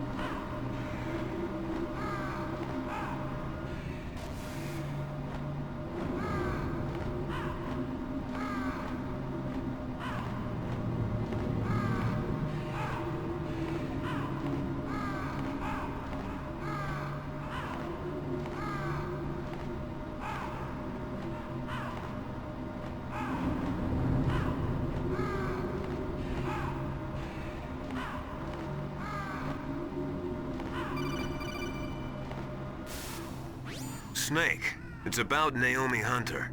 Then you should talk to the Colonel. He's looking into it. Turn your monitor off. Okay, it's off. No one else can hear us. Go ahead. Sorry, but I didn't want the Colonel to hear. Okay, so what's up? I've got a good friend in the Pentagon. Yeah? He's the one who told me about it. It looks like the DIA recently developed a new type of assassination weapon. An assassination weapon? Snake, have you ever heard of something called Fox Dye? No. Fox dye. Liquid and the others were talking about it. Yeah. It's some kind of virus that targets specific people. I don't know all the details, but... What are you trying to say? It's too similar. What is? The cause of death. Didn't the Arms Tech president and the DARPA chief, I mean, Decoy Octopus, die of something that looked like a heart attack? Yeah? Well, apparently Fox Dye kills its victims by simulating a heart attack. No. You're telling me that Naomi was behind it? Snake, try to remember. Did Naomi give you some kind of injection? Nanomachines. She was in the best position to have done it, but I don't know what her motive was. Does the Colonel know? I'm not sure. But he still hasn't questioned her. Okay, I'll ask him myself. Colonel, what's new with the Naomi situation? I just placed Naomi under arrest. Arrest? She was sending coded messages towards the Alaskan base. I didn't want to believe it, but she must be working with the terrorists. Are you sure? I'm afraid so. She's being interrogated now. What kind of interrogation? Well, I'd like to avoid the rough stuff, but we don't even have any sodium pentothal here. Call me if you find out anything. So it's true, isn't it? Naomi, I can't believe it. That means the Fox Dye vaccine must be around somewhere. Listen, I've got bigger things to worry about. But Snake, you might be infected too, you know. All I can do is leave it up to the Colonel.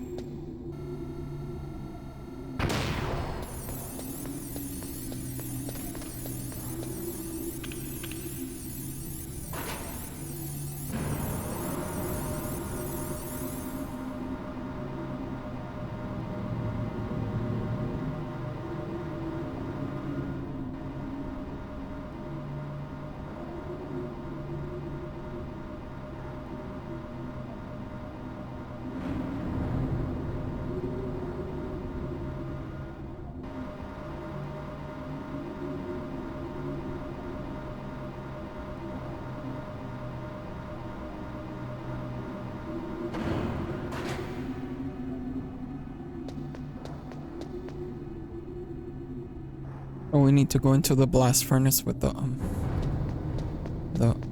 L-key.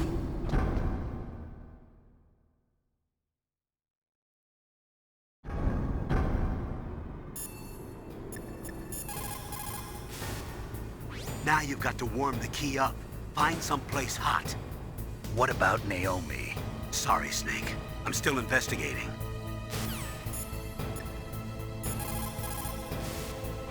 You have a good view, though your movement is limited.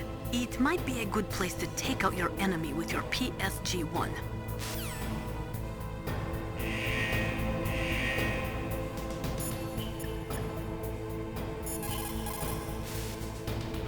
Naomi's an enemy spy? I can't believe it. I don't want to believe it either, but... Snake, leave it to Colonel Campbell. You've got to concentrate on re-inputting that detonation code. You're right. So last one right here.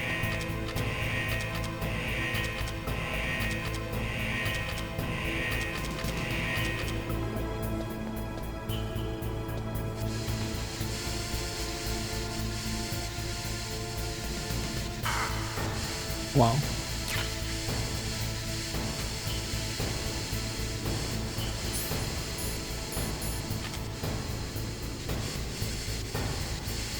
I'll be right back real quick. I'll let this run. Water break.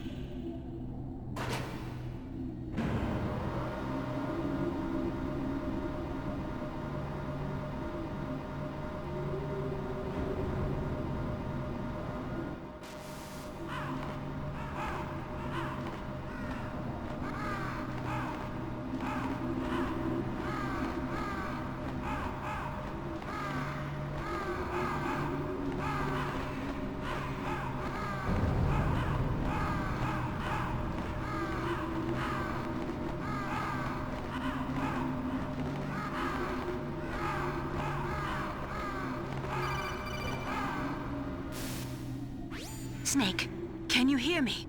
It's Naomi. Naomi? What the hell? Campbell and the others are busy right now. I'm on a different codec. Naomi, is what the Colonel says true? Yes, but not everything I said was a lie. Who are you? I don't know myself. I don't know my real name or even what my parents looked like. I bought all my identification, but my reason for getting into genetics was true. 'Cause you want to know yourself, right? That's right. I want to know where I came from, my age, my race, anything. Naomi. I was found in Rhodesia sometime in the 80s, a dirty little orphan. Rhodesia? What's now known as Zimbabwe? Yes. Rhodesia was owned by England until 1965, and there were lots of Indian laborers around. That's probably where I got my skin color from, but I'm not even sure about that. Naomi, you're too worried about the past. Isn't it enough to understand who you are now? Understand who I am now? Why should I? No one else tries to understand me. I was alone for so long, until I met my big brother. And him. Your big brother? Yes. Frank Yeager. What? He was a young soldier when he picked me up near the Zambezi River. I was half dead from starvation, and he shared his rations with me. Yes, Frank Yeager. The man who you destroyed was my brother and my only family. No. Gray Fox? We survived that hell together, Frank and I. He protected me. He's my one connection. The only connection I have to my past. And he brought you back to America? No. I was in Mozambique when he came. Who is he? You mean Big Boss? Yes. He brought us to this land of freedom, this America. And then he and my brother went back to Africa to continue the war. And that's when it happened. You killed my benefactor and sent my brother home a cripple. I vowed revenge and joined Foxhound. I knew it was my best chance to meet you, and I prayed for the day that I would. So, were your prayers answered? Yes. I waited 2 long years. To kill me? Is that all you cared about? Yes. That's right. 2 years. You were all I thought about for 2 long years. Like some kind of twisted obsession. Do you still hate me? Not exactly. I was partly wrong about you. What about Liquid and the others? I'll have my revenge on them too. Naomi, you didn't kill that doctor too, did you? The one that used Gray Fox for his genome experiments? Dr. Clark? No. That was my brother. Afterwards, I covered it up and helped him hide out. So that ninja, I mean Gray Fox, he's come here to kill me? I don't think so. I think he just came here to fight you. I wasn't sure before, but now I think I understand. A final battle with you. That's all he lives for.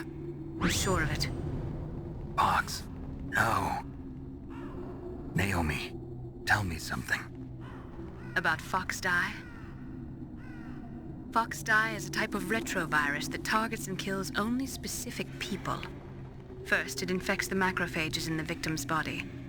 Fox Die contains smart enzymes created through protein engineering. They're programmed to respond to specific genetic patterns in the cells.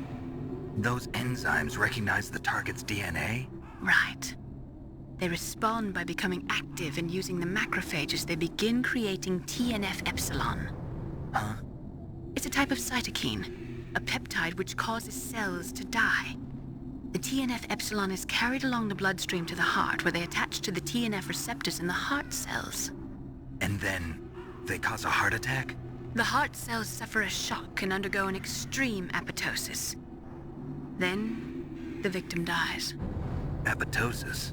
You mean the heart cells commit suicide? Naomi. What? You must have programmed that thing to kill me too, right? Do I still have time? Naomi, I don't blame you for wanting me dead, but I can't go yet. I still have a job to do. Listen, Snake. I'm not the one who made the decision to use Fox Dye. Huh? You weren't? No. You were injected with Fox Dye as a part of this operation. I just wanted to let you know that. No, that's not the whole truth. Huh? The real thing I wanted to tell you was... Snake, I... Hey, what are you doing? Snake! Naomi! Snake, I can't allow Naomi to make any more unauthorized transmissions. What? Naomi's been removed from this operation. What happened to Naomi? What did she mean when she said that Fox Dye was a part of this operation? Colonel, let me talk to her. I won't. She's under arrest. Colonel, you double-crossed me. Snake, there's no time for that. Right now, your job is to stop Metal Gear. Okay, Snake?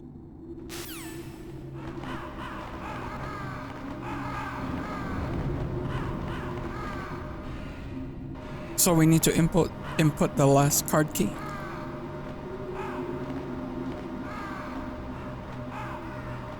We just gotta watch out for these guys right here.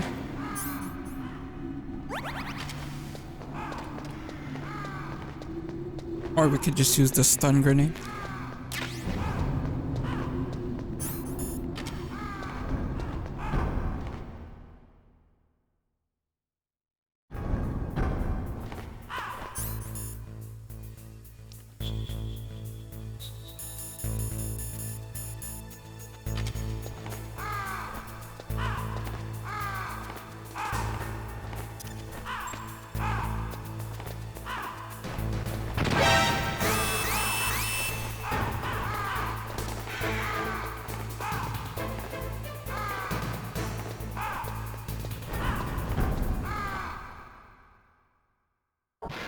Hug the right again.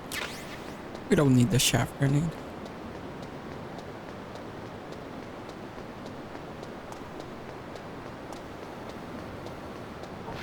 We could use that though.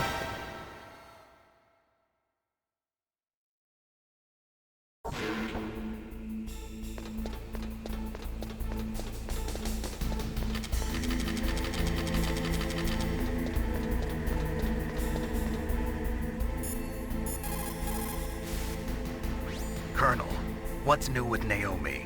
She's being interrogated, Snake. Leave her to me. You just worry about stopping Metal Gear. Please, Snake. I consider you my friend. Please believe that. Snake, we're just about out of time. Get to the control room. Nastasia.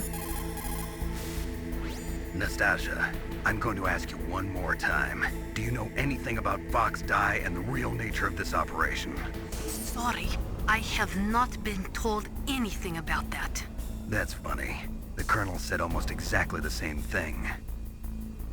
Sorry, I didn't mean to sound sarcastic. I believe you. Master. So Naomi used Fox Dye to take her revenge on you. Yeah, but she said she wasn't the one who made the decision to use it. According to her, it was just one part of this operation. If this goes all the way up to Campbell, it might not be so easy to get that vaccine. Oh well, forget about it.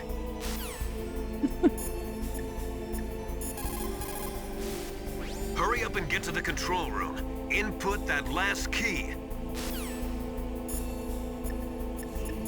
Otacon. I can't really blame Dr. Naomi. I feel sorry for her. Ever since I was a little kid, I always hated my first name. Hal, isn't it?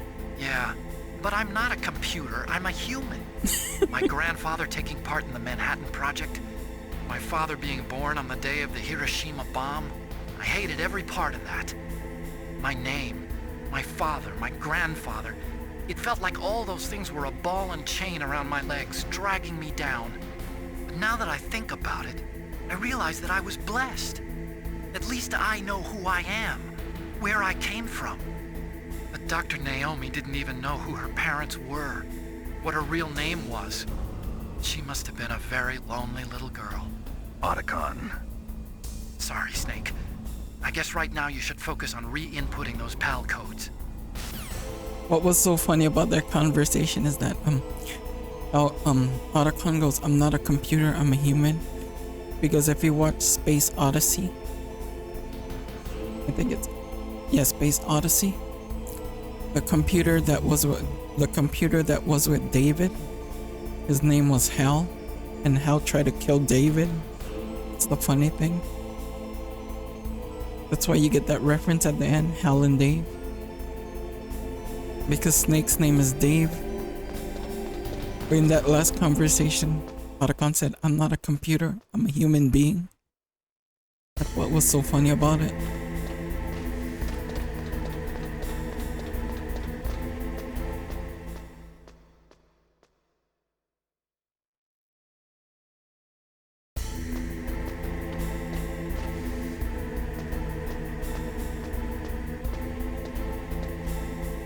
Yeah, and Hal tried to kill Dave in the movie. It's so funny, so crazy. He locked him out of space.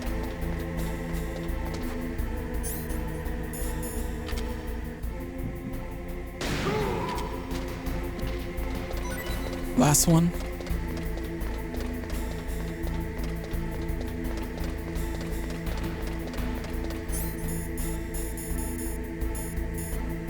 We have 35 shots.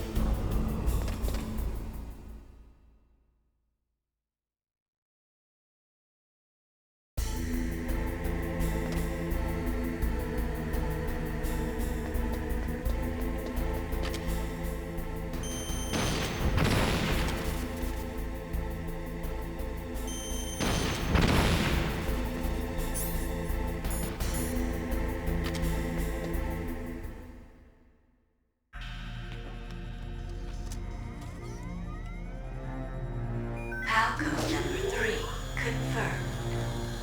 PAL code entry complete. Detonation code activated. No, why?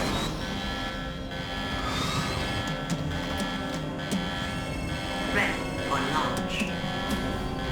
I deactivated it. Thank you, Snake. Now the detonation code is completed. Nothing can stop Metal Gear now.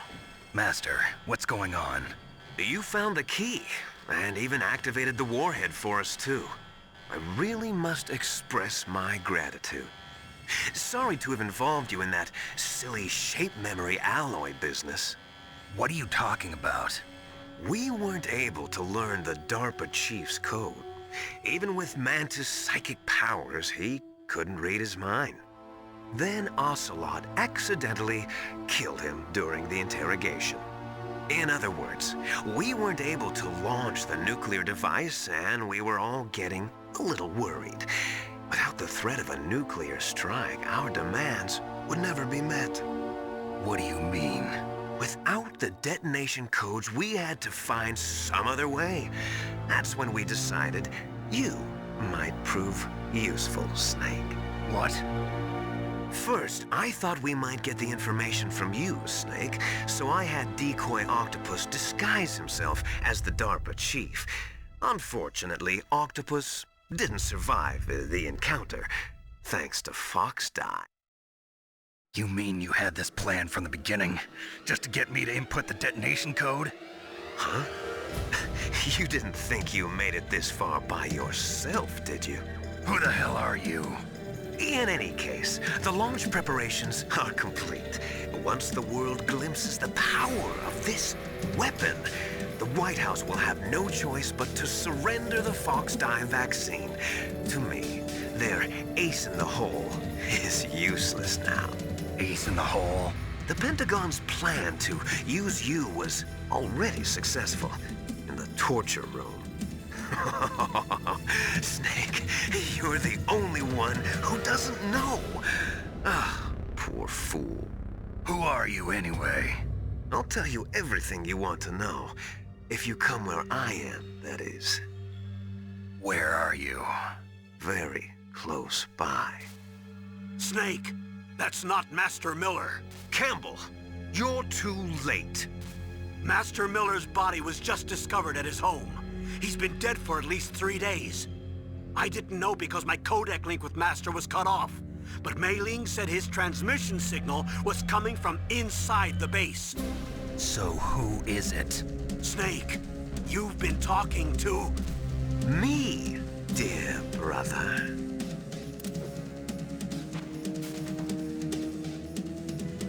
Liquid. How the... You've served your purpose. You may die now.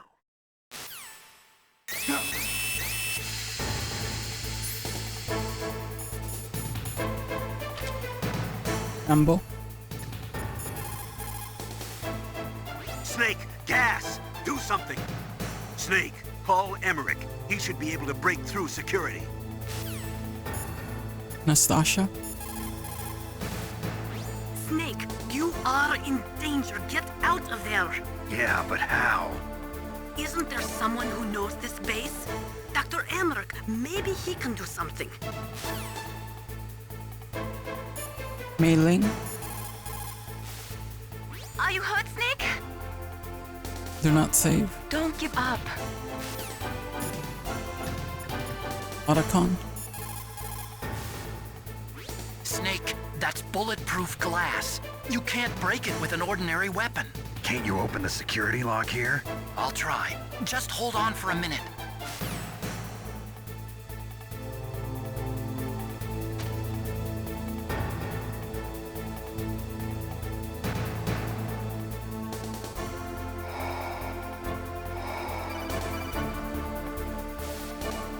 I hacked into security. Snake, I'm opening the door.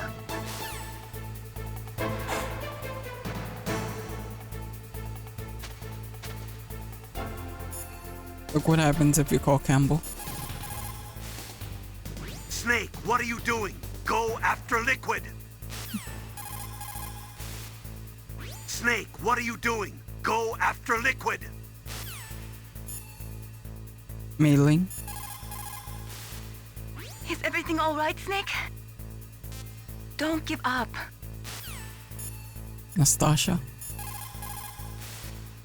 Snake, what are you doing? Go after Liquid. Otacon? What are you doing? The door is open, Snake. Hurry up and go after Liquid.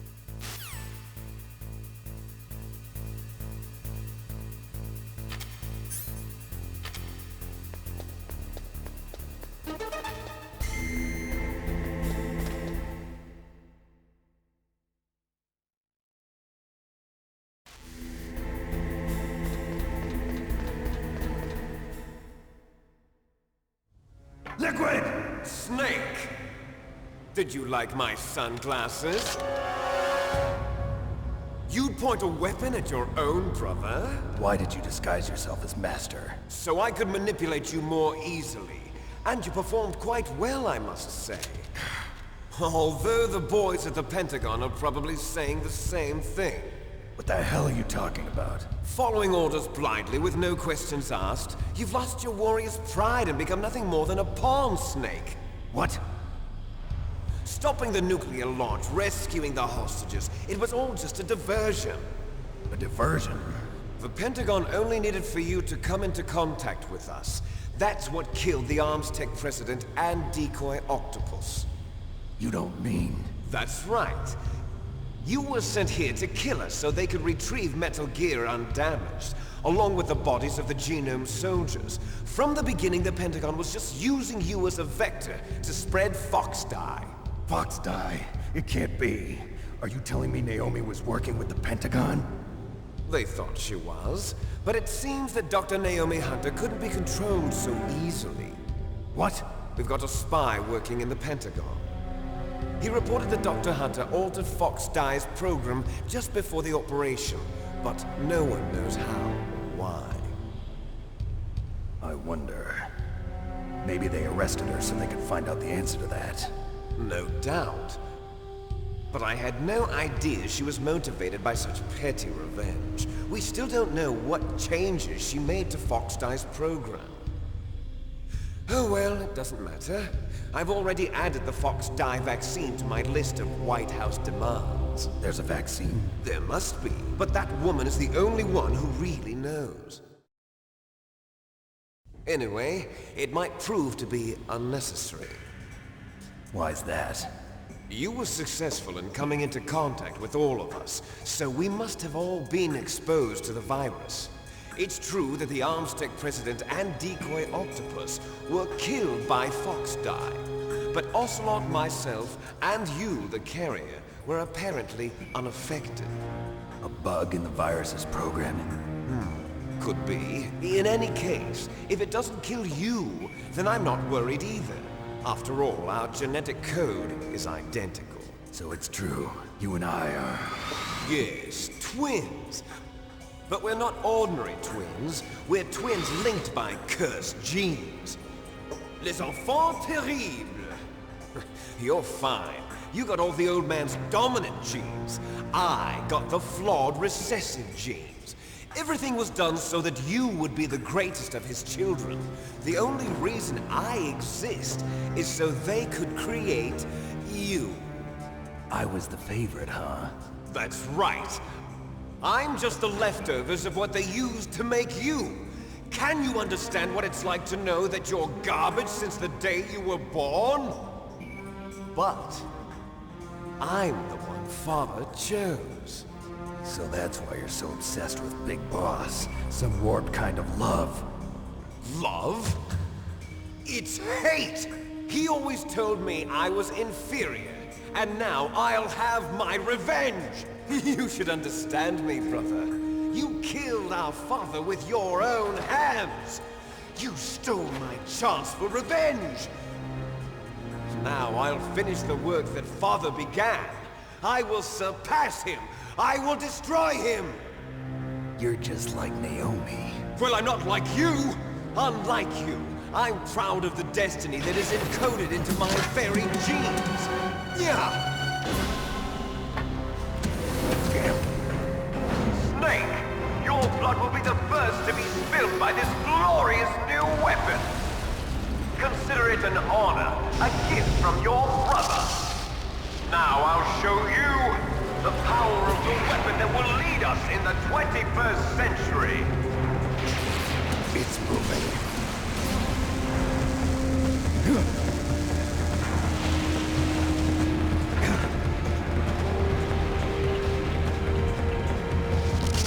How do I stop it?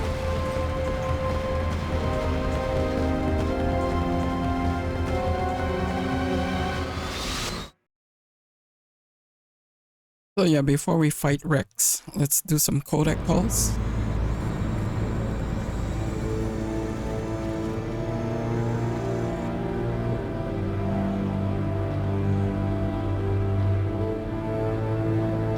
So 2 phases, the radome and then the cockpit is the second phase.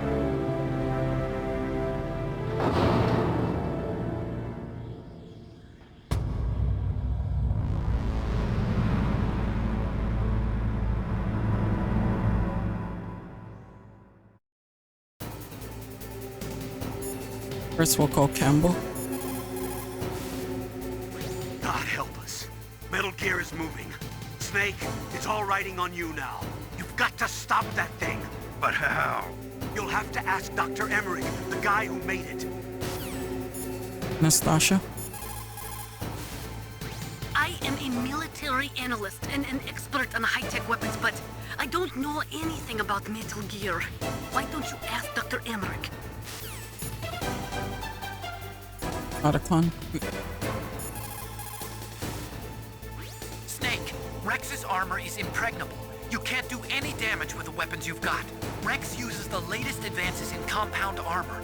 The only way you can pierce it is with a high-performance heat round. So what do I do? Rex's pilot seat operates exactly like a VR system.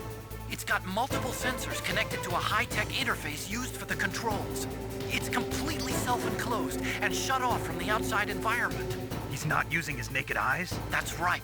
So if you could somehow destroy the sensors, do you see that round plate on Rex's left arm? Yeah, that thing that looks like a shield. That's a radome. If you can destroy that thing, it won't be able to use its electronic equipment. So he'll be blinded. Yeah, try to hit that radome with a Stinger missile. So that will stop it? No. Rex was designed so it can be controlled manually, too. Oh, great. The part that looks like a beak is where the pilot seat is. In an emergency, it'll open up. Rex's armor is perfect. You can't destroy it. You told me that already. But the interior is a different story. I get it. First I destroy the radome. That will force him to open up the pilot's seat. Right. If you can shoot a Stinger missile into the cockpit, you'll destroy the computer control system. You intentionally designed it with a weak point? It's not a weak point. I like to think of it as a character flaw. People just aren't complete without some type of character flaw, don't you think? I guess so. I owe you one, Otacon. So we'll keep on calling him until he repeats the dialogue. First, use a Stinger missile to destroy the radome and disable its electronics. I saw it in President Baker's top secret files. Rex has a free electron laser mounted on its belly. It's a laser weapon that discharges a laser beam into an electron beam that's been accelerated using giant magnets. It can generate an incredible amount of energy, pretty close to 100 megawatts. That's 10 times greater than any other laser out there. If Rex steps on you, it'll be all over. Be very careful when he gets close. Rex is equipped with anti-tank missiles on both of his knees. They're a laser semi-active homing type that doesn't use wires. The shooter uses a laser illuminator to bounce a laser beam off the target. After that, the missile uses the light reflected off the target to home in on it. Fortunately, the missiles are tipped with heat rounds and not anti-personnel warheads. But if they hit you directly, you'll be sorry. Be careful. The railgun uses magnetism to fire projectiles. By perfecting the process of shell acceleration, the railgun is able to fire a projectile with a muzzle velocity of over 100 kilometers per second. It was originally going to be used as a part of SDI to shoot down enemy ICBMs outside the atmosphere. It's ironic that now it's going to be used to deliver a nuclear warhead. Rex is the first actual prototype model, but they've been doing virtual prototyping for a while now.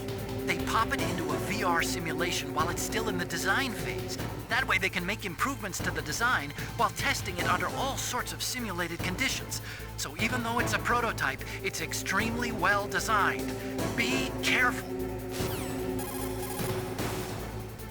I saw it in President Baker's top secret files. Rex has a free electron laser mounted on its belly. It's a laser weapon that discharges a laser beam into an electron beam that's been accelerated using giant magnets.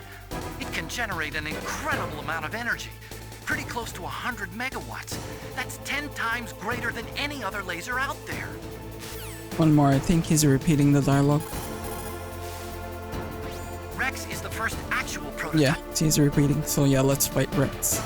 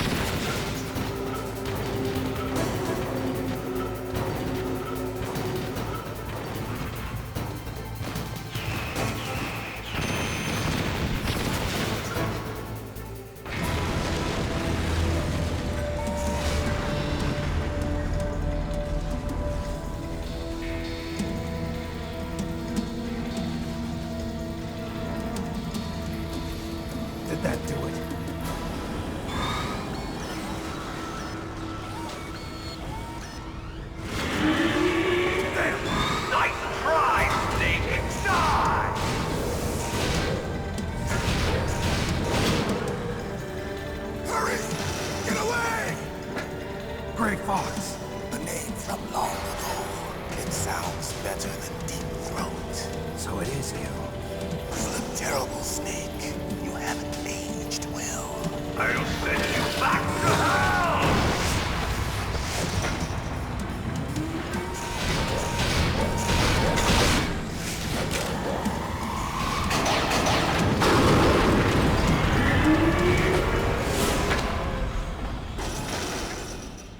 Fox, why?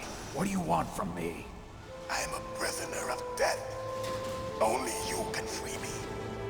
Fox, stay out of this. What about Naomi? She's hell-bent on taking revenge for you. Naomi? You're the only one who can stop her. No, I can't. Why? Because I'm the one who killed her parents. I was young then, and couldn't bring myself to kill her too. I felt so bad that I decided to take her with me. I raised her like she was my own blood to soothe my guilty conscience. Even now she thinks of me as her brother. Fox. From the outside, we might have seemed like a happy brother and sister. But every time I looked at her, I saw her parents' eyes staring back at me. Tell her for me. Tell her that I was the one who did it. There you are! We're just about out of time. Here's a final present from Deep Throat. I'll stop it from moving. Fox!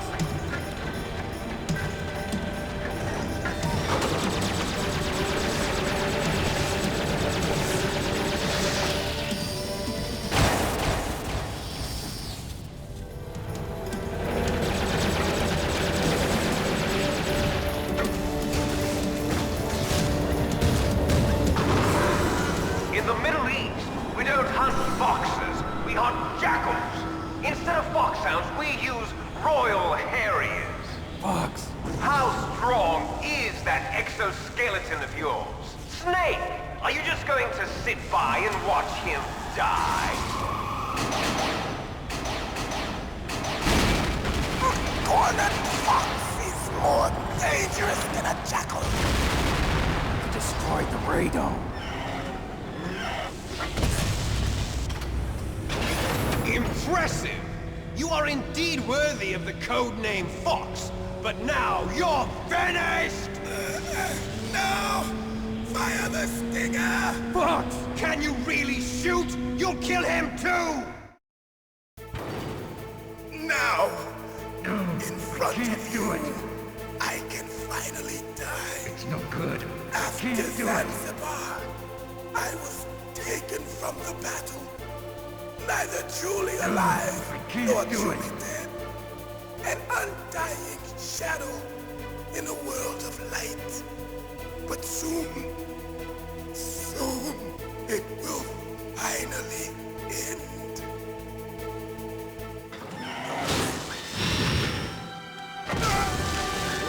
Die! Snake, we're not tools of the government or anyone else. Fighting was the only thing I was good at. But at least I always fought for what I believed in. Snake, farewell.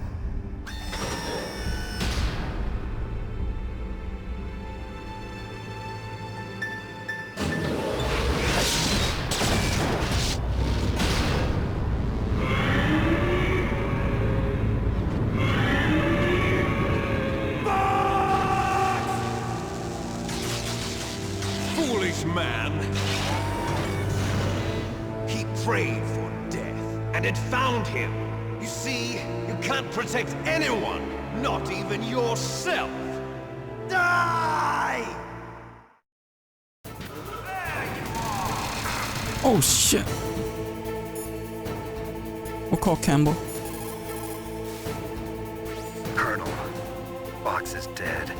I know. God rest his soul.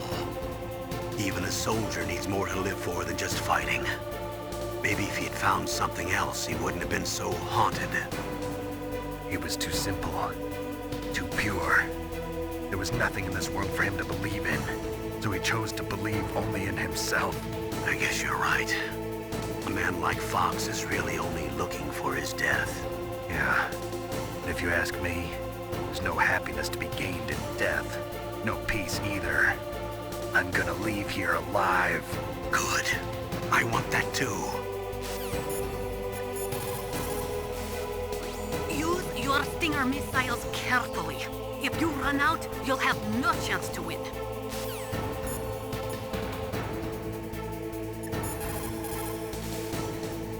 Rex is equipped with anti... Yeah.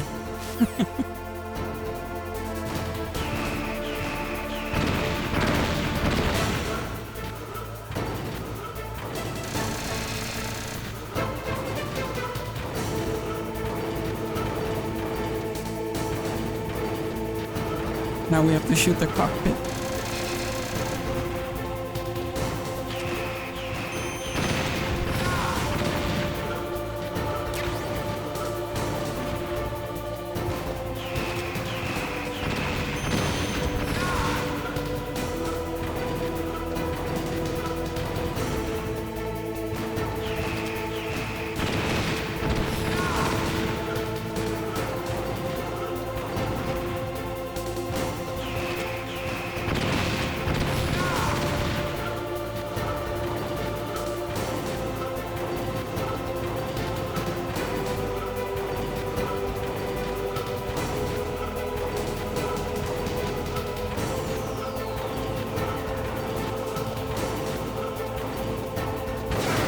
Oh shit, I gotta watch out for that. Gotta watch out for that.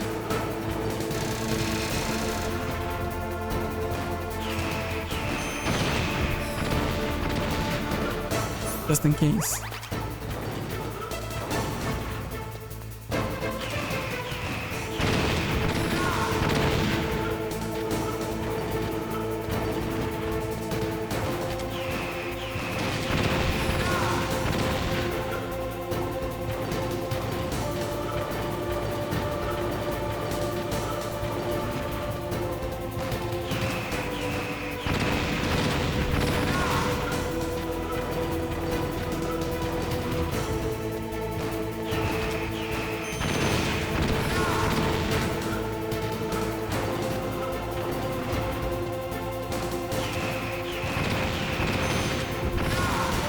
One more hit.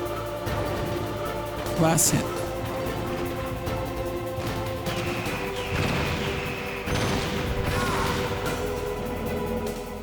Snake! I'll crush you into dust!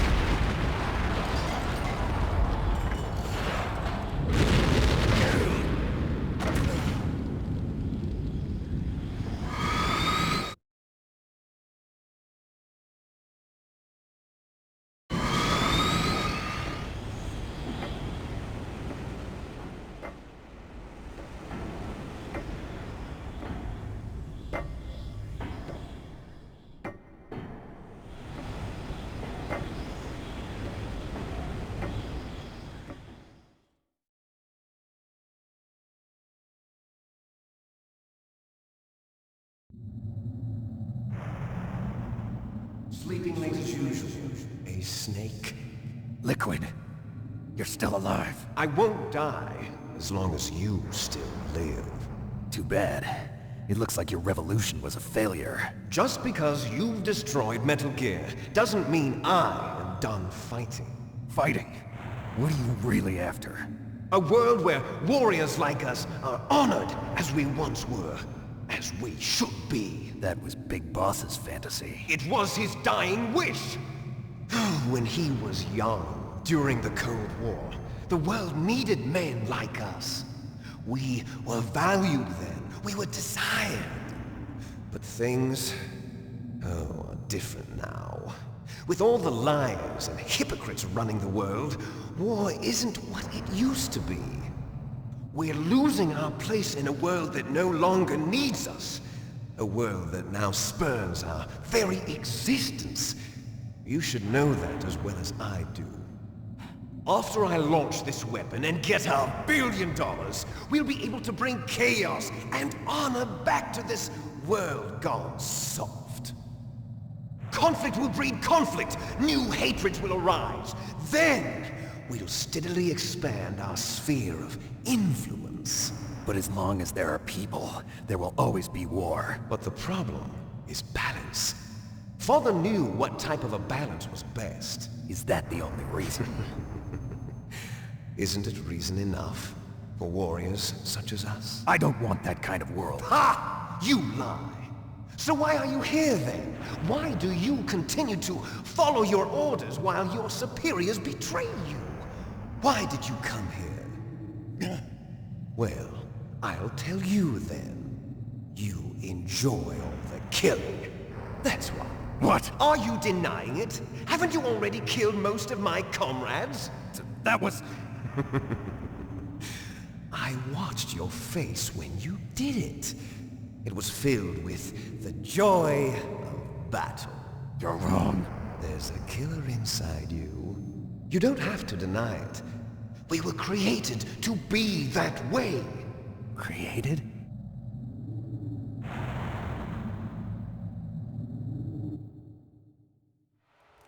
Les enfants terribles. The terrible children. That's what the project was called. It started in the 1970s.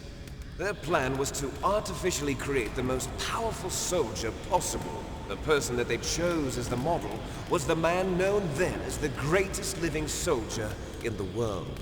Big Boss. But Father was wounded in combat and already in a coma when they brought him in. So they created us from his cells, with a combination of 20th century analog cloning and the super baby method. Super baby method. They fertilized an egg with one of Father's cells, and then let it divide into 8 clone babies. Then they transferred the clones to someone's uterus, and later intentionally aborted 6 of the fetuses to encourage strong fetal growth. You and I were originally octuplets. Octuplets? Yes. The other 6 of our brothers were sacrificed to make us. We were accomplices in murder before the day we were even born. So it was you and I, 2 fertilized eggs with exactly the same DNA. But they weren't finished yet. They used me as a guinea pig to create a phenotype in which all of the dominant genes were expressed to create you. I got all of the recessive genes. You took everything from me before I was even born. But you and I aren't his only children. What? The Genome Soldiers. They too are his progeny, carrying on his genetic legacy. But they're different. They're digital. With the completion of the Human Genome Project, the mysteries of humanity were laid bare. Thanks to Father's DNA, they were able to identify more than 60 soldier genes responsible for everything from strategic thinking to the proverbial killer instinct. Those soldier genes were transplanted into the members of the next generation Special Forces. That's how they became the Genome Soldiers. That's right. The Genome Soldiers that you've been killing are our brothers with the same genes as ours. The Genome Soldiers? That's right. They are our brothers, created artificially through the alignment of nucleotides to mimic our father's genes. They too are the product of numerous sacrifices. Sacrifices? Human experiments! 1991, the Gulf War. The military secretly injected soldiers with the soldier genes. The Gulf War syndrome that hundreds of thousands of returning soldiers complained about was a side effect of it. Ha! Everyone knows that the Gulf War syndrome was caused by exposure to depleted uranium used in the anti-tank rounds. That was just a cover story issued by the Pentagon. First they tried to say it was post-traumatic stress disorder, then chemical or biological weapons. The poison gas detection units and the anti-sarin injections, they were all just a cover-up of the secret genetic experiments. So then, the so-called Gulf War babies that have been reported by Gulf War veterans are... Yes. They too are our brothers and sisters. So the genome soldiers mean that the experiments were a success? Success? Don't be a fool. They're a complete failure. We are on the verge of extinction. What? Have you ever heard of the asymmetry theory? Nature tends to favor asymmetry. Those species which have gone extinct all show signs of symmetry. The genome soldiers suffer from the same problem. Signs of symmetry. So do I. As do you. That's right. We are all on the verge of death at the genetic level. We don't know when or what type of disease will occur. That's why we need the old man's genetic information. You want Big Boss's DNA so you can save your family? It's very touching. In nature, family members don't mate with each other, and yet they help each other to survive. Do you know why? It increases the chance that their genes will be passed on to a new generation. Altruism among blood relatives is a response to natural selection. It's called the selfish gene theory. You're telling me that your genes are ordering you to save the genome soldiers?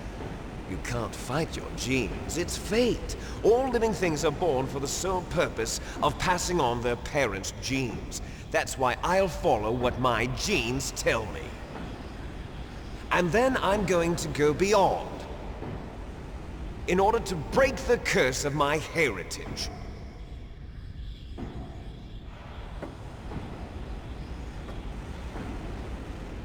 And to do that, first, I will kill you.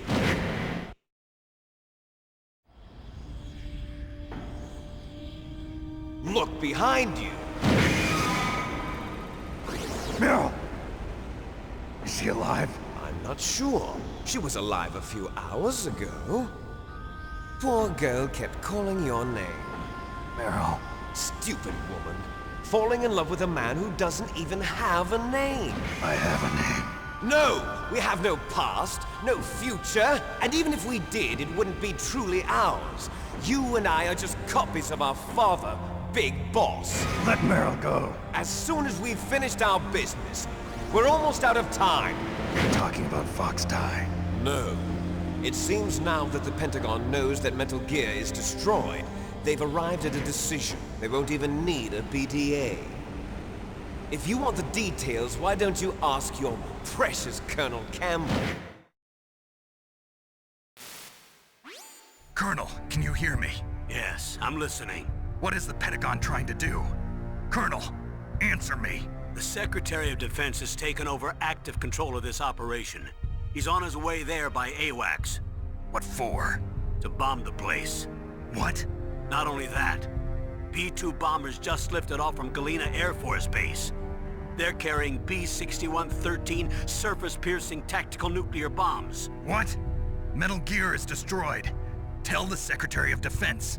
The Secretary of Defense heard that Naomi double-crossed us, and he's worried about Fox Die.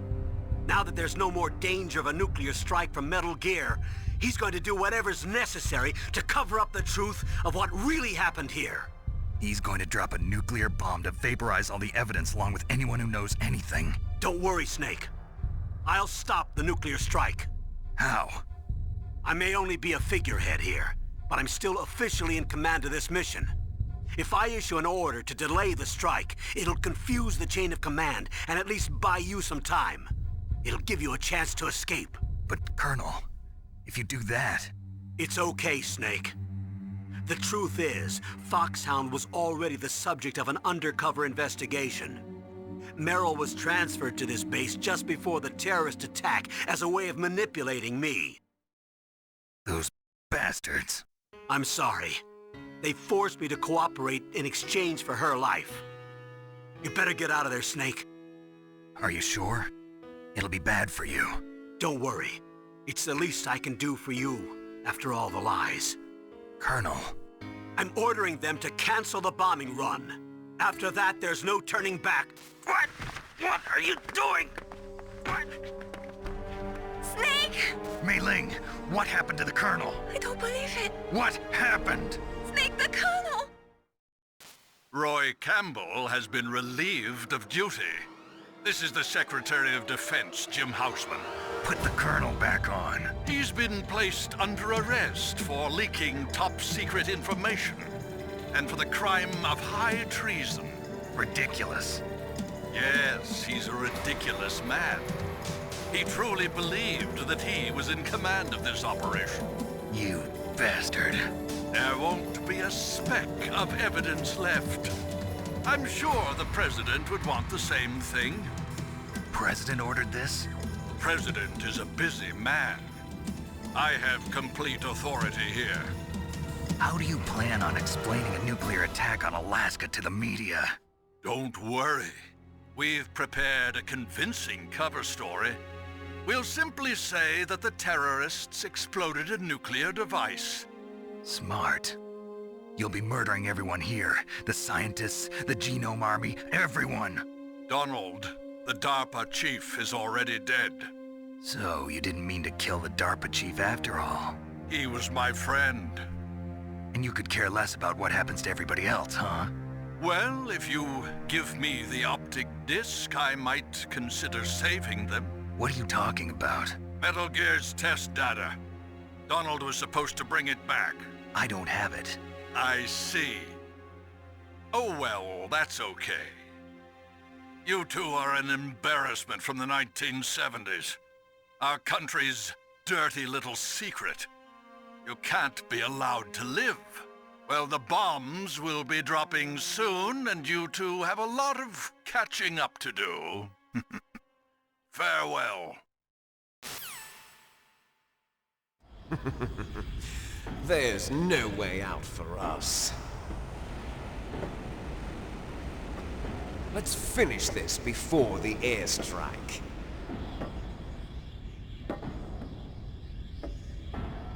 You stole everything from me. Only your death can satisfy me. Only your death can return to me what is rightly mine. She'll make a beautiful sacrifice for our final battle. Do you see this? It will be the time limit for our final battle. This nuclear module is set to detonate at the precise moment of her death.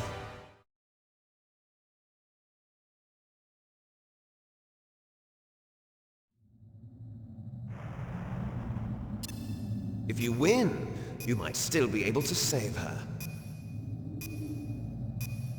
You could enjoy one brief moment of love before the end. If you cross this line, you'll fall. At this height, it will kill even you.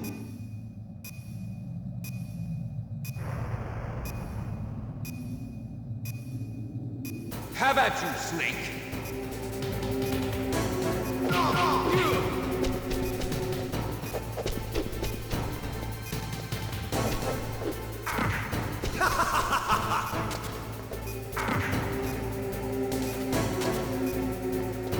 What's wrong, Snake?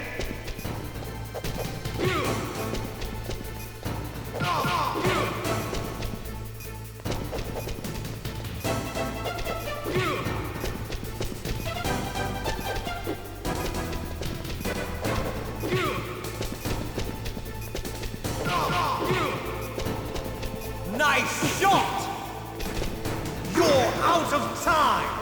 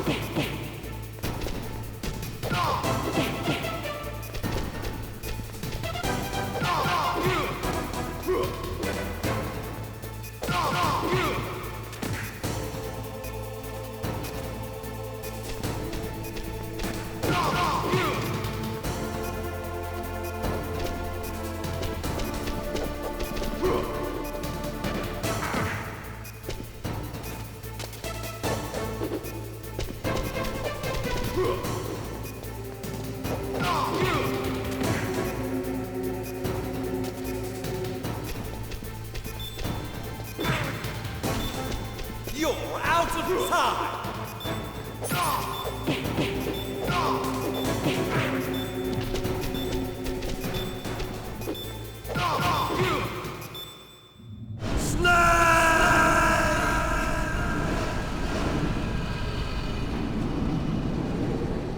I almost died.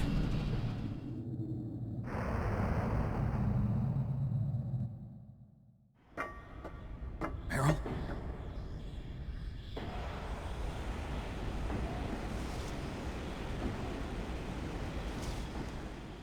Meryl!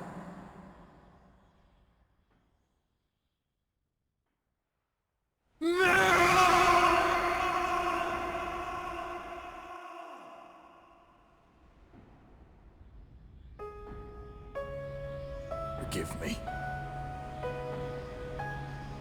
Damn!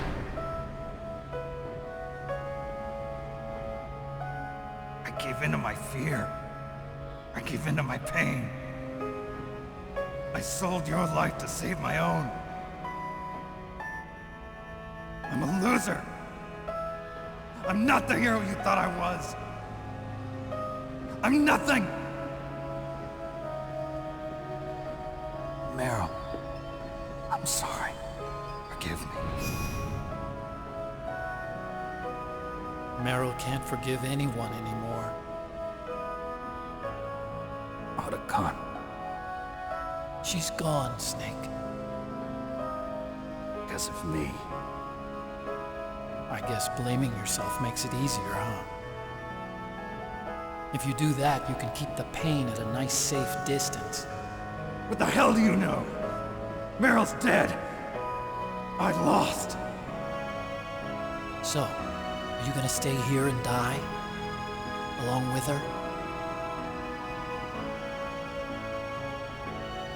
Snake. People die. But death is not defeat.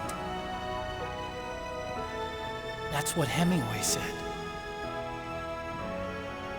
I lost Wolf, too. But that wasn't defeat.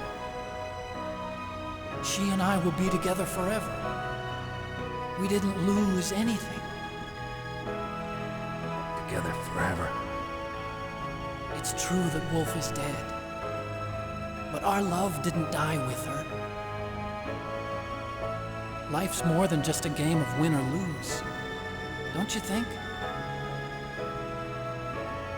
Let's live, Snake. There's a parking garage right next door.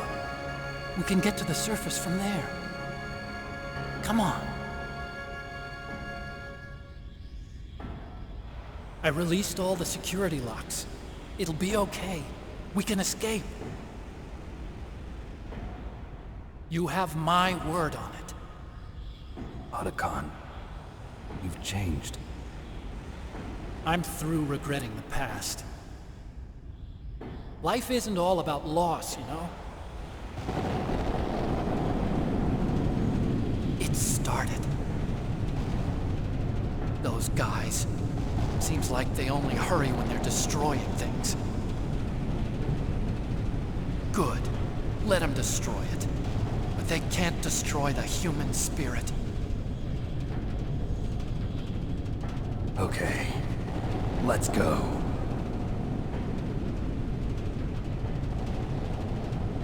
Meryl, I hope you're still watching me. Maybe I can prove myself to you after all.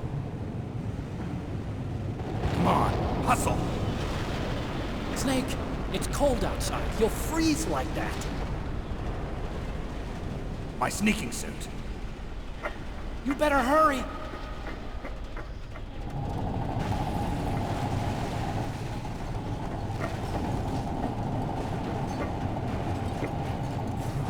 Hurry! Now you look like yourself again.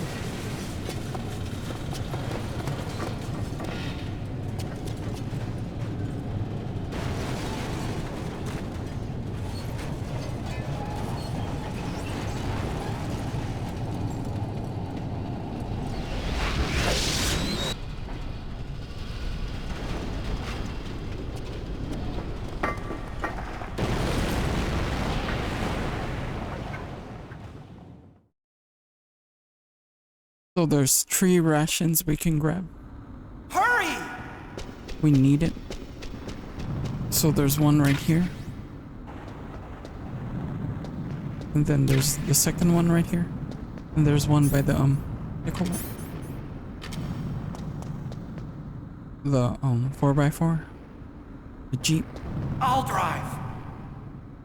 Uh-oh. A surveillance camera. Surveillance camera? We just need to shoot the barrel. No keys. There's the ration. I got him. Let's go. Hurry up. Get on. I got it. Snake, jump in.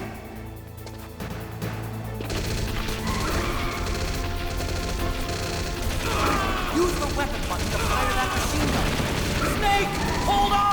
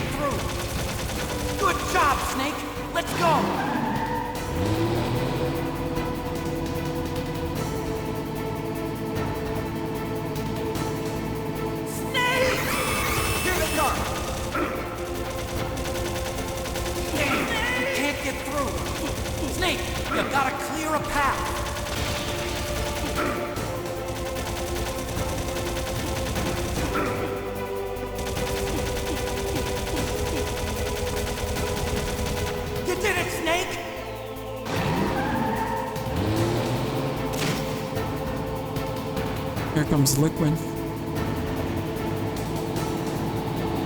Not yet, Snake! It's not over yet! Liquid!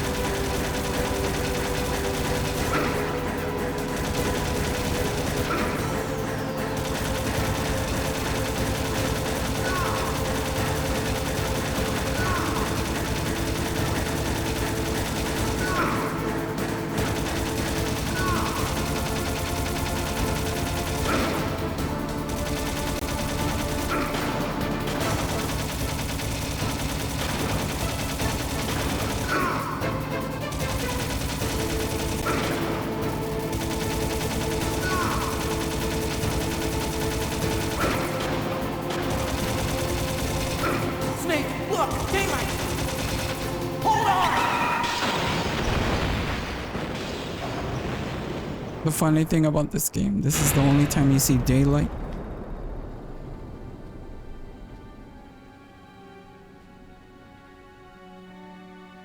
So I'm gonna have to mute the credits because of DMCA copyright for The Best Is Yet to Come. So enjoy the outro cutscene. Thanks for watching. Otacon, are you okay? I guess so. Otacon, can you move? It's no use. I can't move. What happened to Liquid? I don't know, but I hope he's dead. Liquid's dead. Uh-oh. Snake!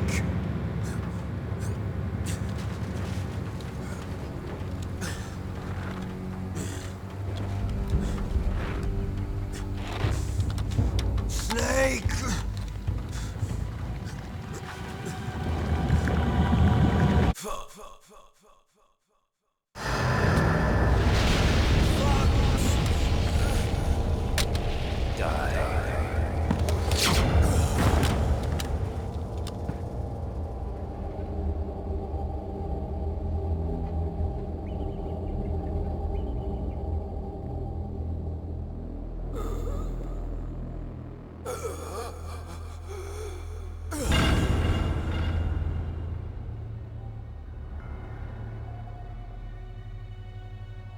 If he's dead, that means...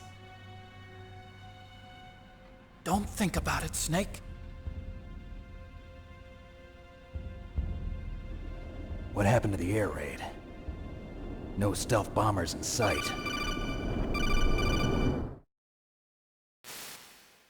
Snake, can you hear me? Colonel. Are you okay? Colonel, what happened? The Secretary of Defense has been arrested. Early retirement. Arrested? I was able to get into contact with the President. Metal Gear, the training exercise, all of it. It was all the Secretary of Defense acting alone.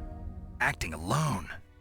What happened to the air raid and the nuclear strike? The orders were rescinded. The F-117s and the B-2 Spirits have returned to the base.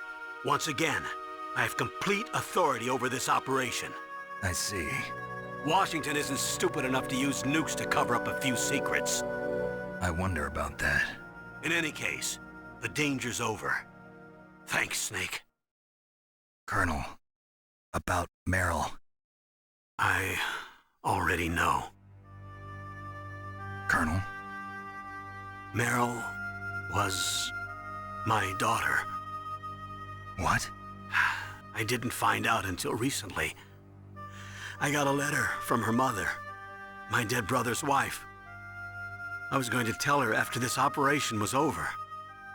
Colonel, It's okay, Snake. Thanks anyway. Snake, I'm sorry. I kept a lot of things from you. It's okay, Colonel. Snake, I'm not a colonel. Oh, that's right. I've got a present for you. There's a snowmobile close to you. Mei Ling saw it on the satellite photos. This time of year, the glaciers are pretty calm. You should be able to ride right out of there. I'll bet the boys at the DIA and the NSA never expected you to come home alive. Me neither. I better not show my face around here. No danger of that. You two officially died after your Jeep sank into the ocean. That's not too far from the truth. Also, there's a helicopter waiting for you on Fox Island. Okay, Roy. Are you gonna be okay? Don't worry. I've got an insurance policy. A hard copy of all Mei Ling's data. As long as I've got that, you, me, and Mei Ling will be fine. The battery on these nanomachines will run out soon. They won't be able to follow us. I guess we won't meet again. Don't worry. I'll pay you a visit sometime. Really? I look forward to that. Roy, just tell me one thing. What? About Fox Die. What about me? It killed Liquid. Naomi said that she wants to talk to you face to face about that. How is she? Don't worry. Mei Ling is with her right now. I'm switching over to Naomi. Snake, it's me. Naomi, I heard about my brother. I'm sorry. But he had one last message he wanted to say to you. He told me to tell you to forget about him and to go on with your own life. Frankie said that? Yeah. He also said he'll always love you. Naomi, your brother just saved you, me, and the whole world. He fought with every ounce of strength in his body. Maybe now he's finally found some peace. He wasn't really my brother anymore. Ever since he fought with you in Zanzibar, he's been like a ghost. A ghost looking for a place to die.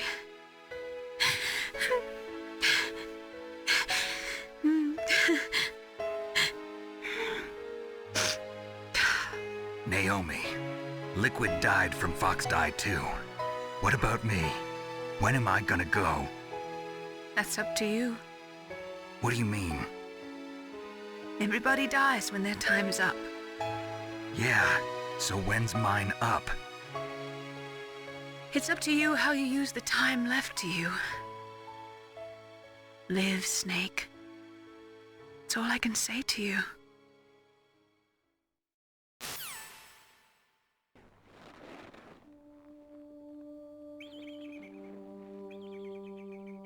Each person is born with their fate written into their own genetic code. It's unchangeable, immutable. But that's not all there is to life. I finally realized that. I told you before the reason that I was interested in genes and DNA. Because I wanted to know who I was, where I came from. I thought that if I analyzed my DNA, I could find out who I was, who my parents were. And I thought that if I knew that, then I'd know what path I should take in life. But I was wrong. I didn't find anything. I didn't learn anything. Just like with the genome soldiers, you can input all the genetic information, but that doesn't make them into the strongest soldiers. The most we can say about DNA is that it governs a person's potential strengths, potential destiny. You mustn't allow yourself to be chained to fate, to be ruled by your genes. Humans can choose the type of life they want to live. Snake, whether or not you're in the Fox Die program isn't important. The important thing is that you choose life. And then live. Don't you think, Snake? Don't worry. I'm going to choose life too. Until today, I've always looked for a reason to live. But from here on, I'm going to just live.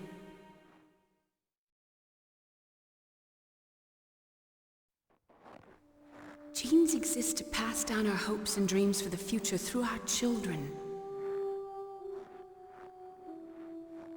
Living is a link to the future. That's how all life works. Loving each other, teaching each other. That's how we can change the world. I finally realized it. The true meaning of life. Thank you, Snake.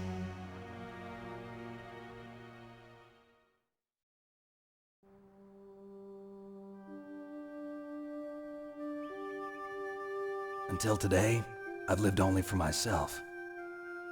Survival has been the only thing I cared about in my life. That's not just you. That's how everyone is. I only felt truly alive when I was staring death in the face. I don't know. Maybe it's written into my genes. What about now? I want to enjoy life. I really do. How about you, Otacon? Me? I feel like a new man. So what are you gonna do? Continue your research? No, I'm finished with science. I'm interested in human psychology now. Sounds good. The whole reason I got into science in the first place was because I was no good with people. I was scared of them. I was scared of life. I thought that I could never understand them because they're so illogical. But I finally learned how to like people. I'm not afraid anymore. You and I are more alike than I thought. I'm just tired of always being a spectator in life. I'm ready to live. I'm gonna stand on my own 2 feet. I'm not gonna hide anymore. You giving up your stealth camo? Huh? Oh yeah. You can have it.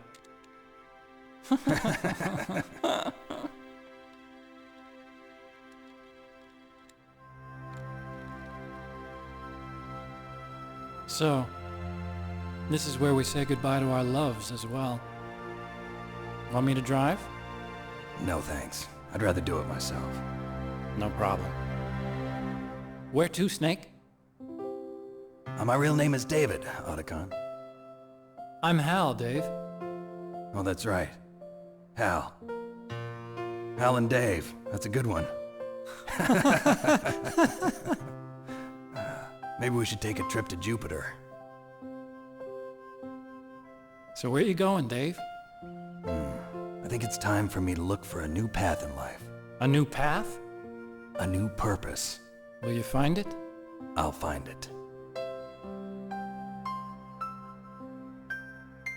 I know I'll find it.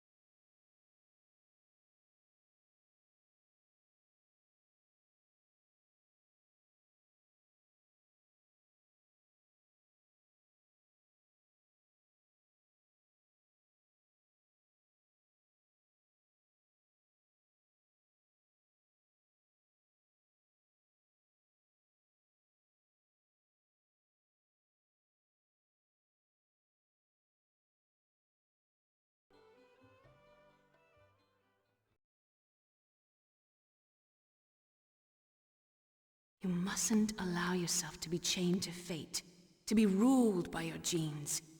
Humans can choose the type of life they want to live. The important thing is that you choose life. And then live.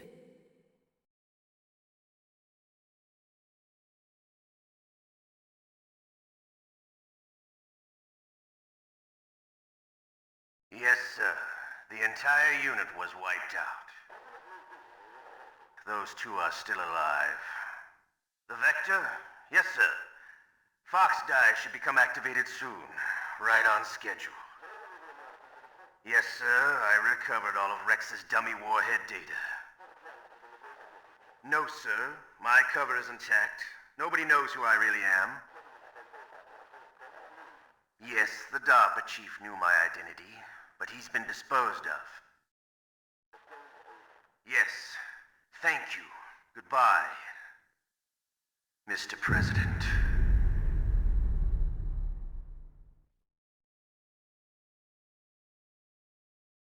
Did you like it?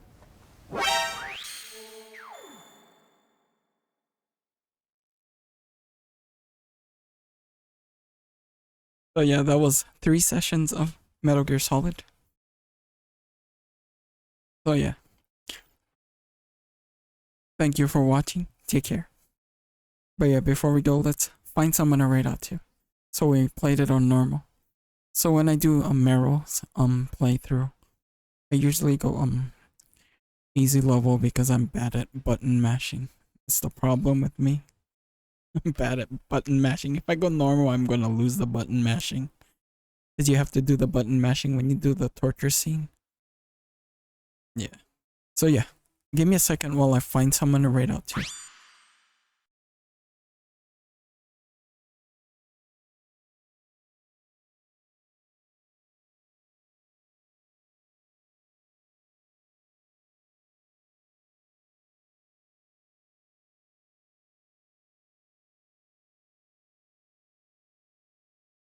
You're welcome, Fluffiest. Thanks for hanging out.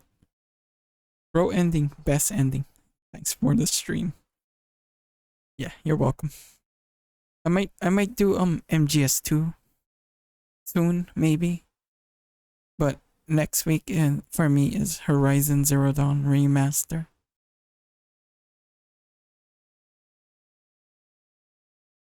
And then maybe later on today I might play Castlevania 4. Or like Spooktober, I guess. But yeah, thank you for watching. Take care. But before we go, let's find someone to raid out to.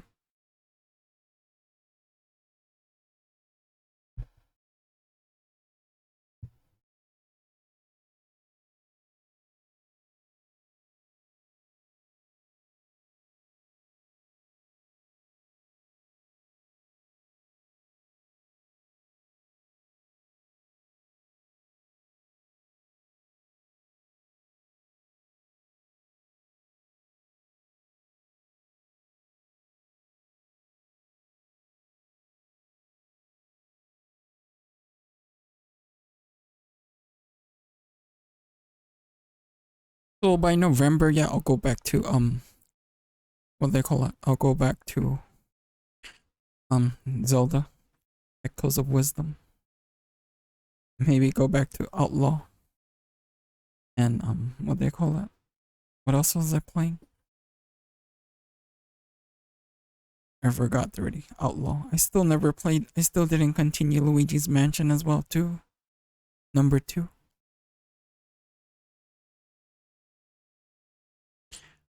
So yeah, thank you for watching. Take care. Oh yeah, I found someone to raid out too. This is Spidey X Angel. She's playing Red Dead Elder Scrolls. Go check her out. Again, thank you for watching. Take care.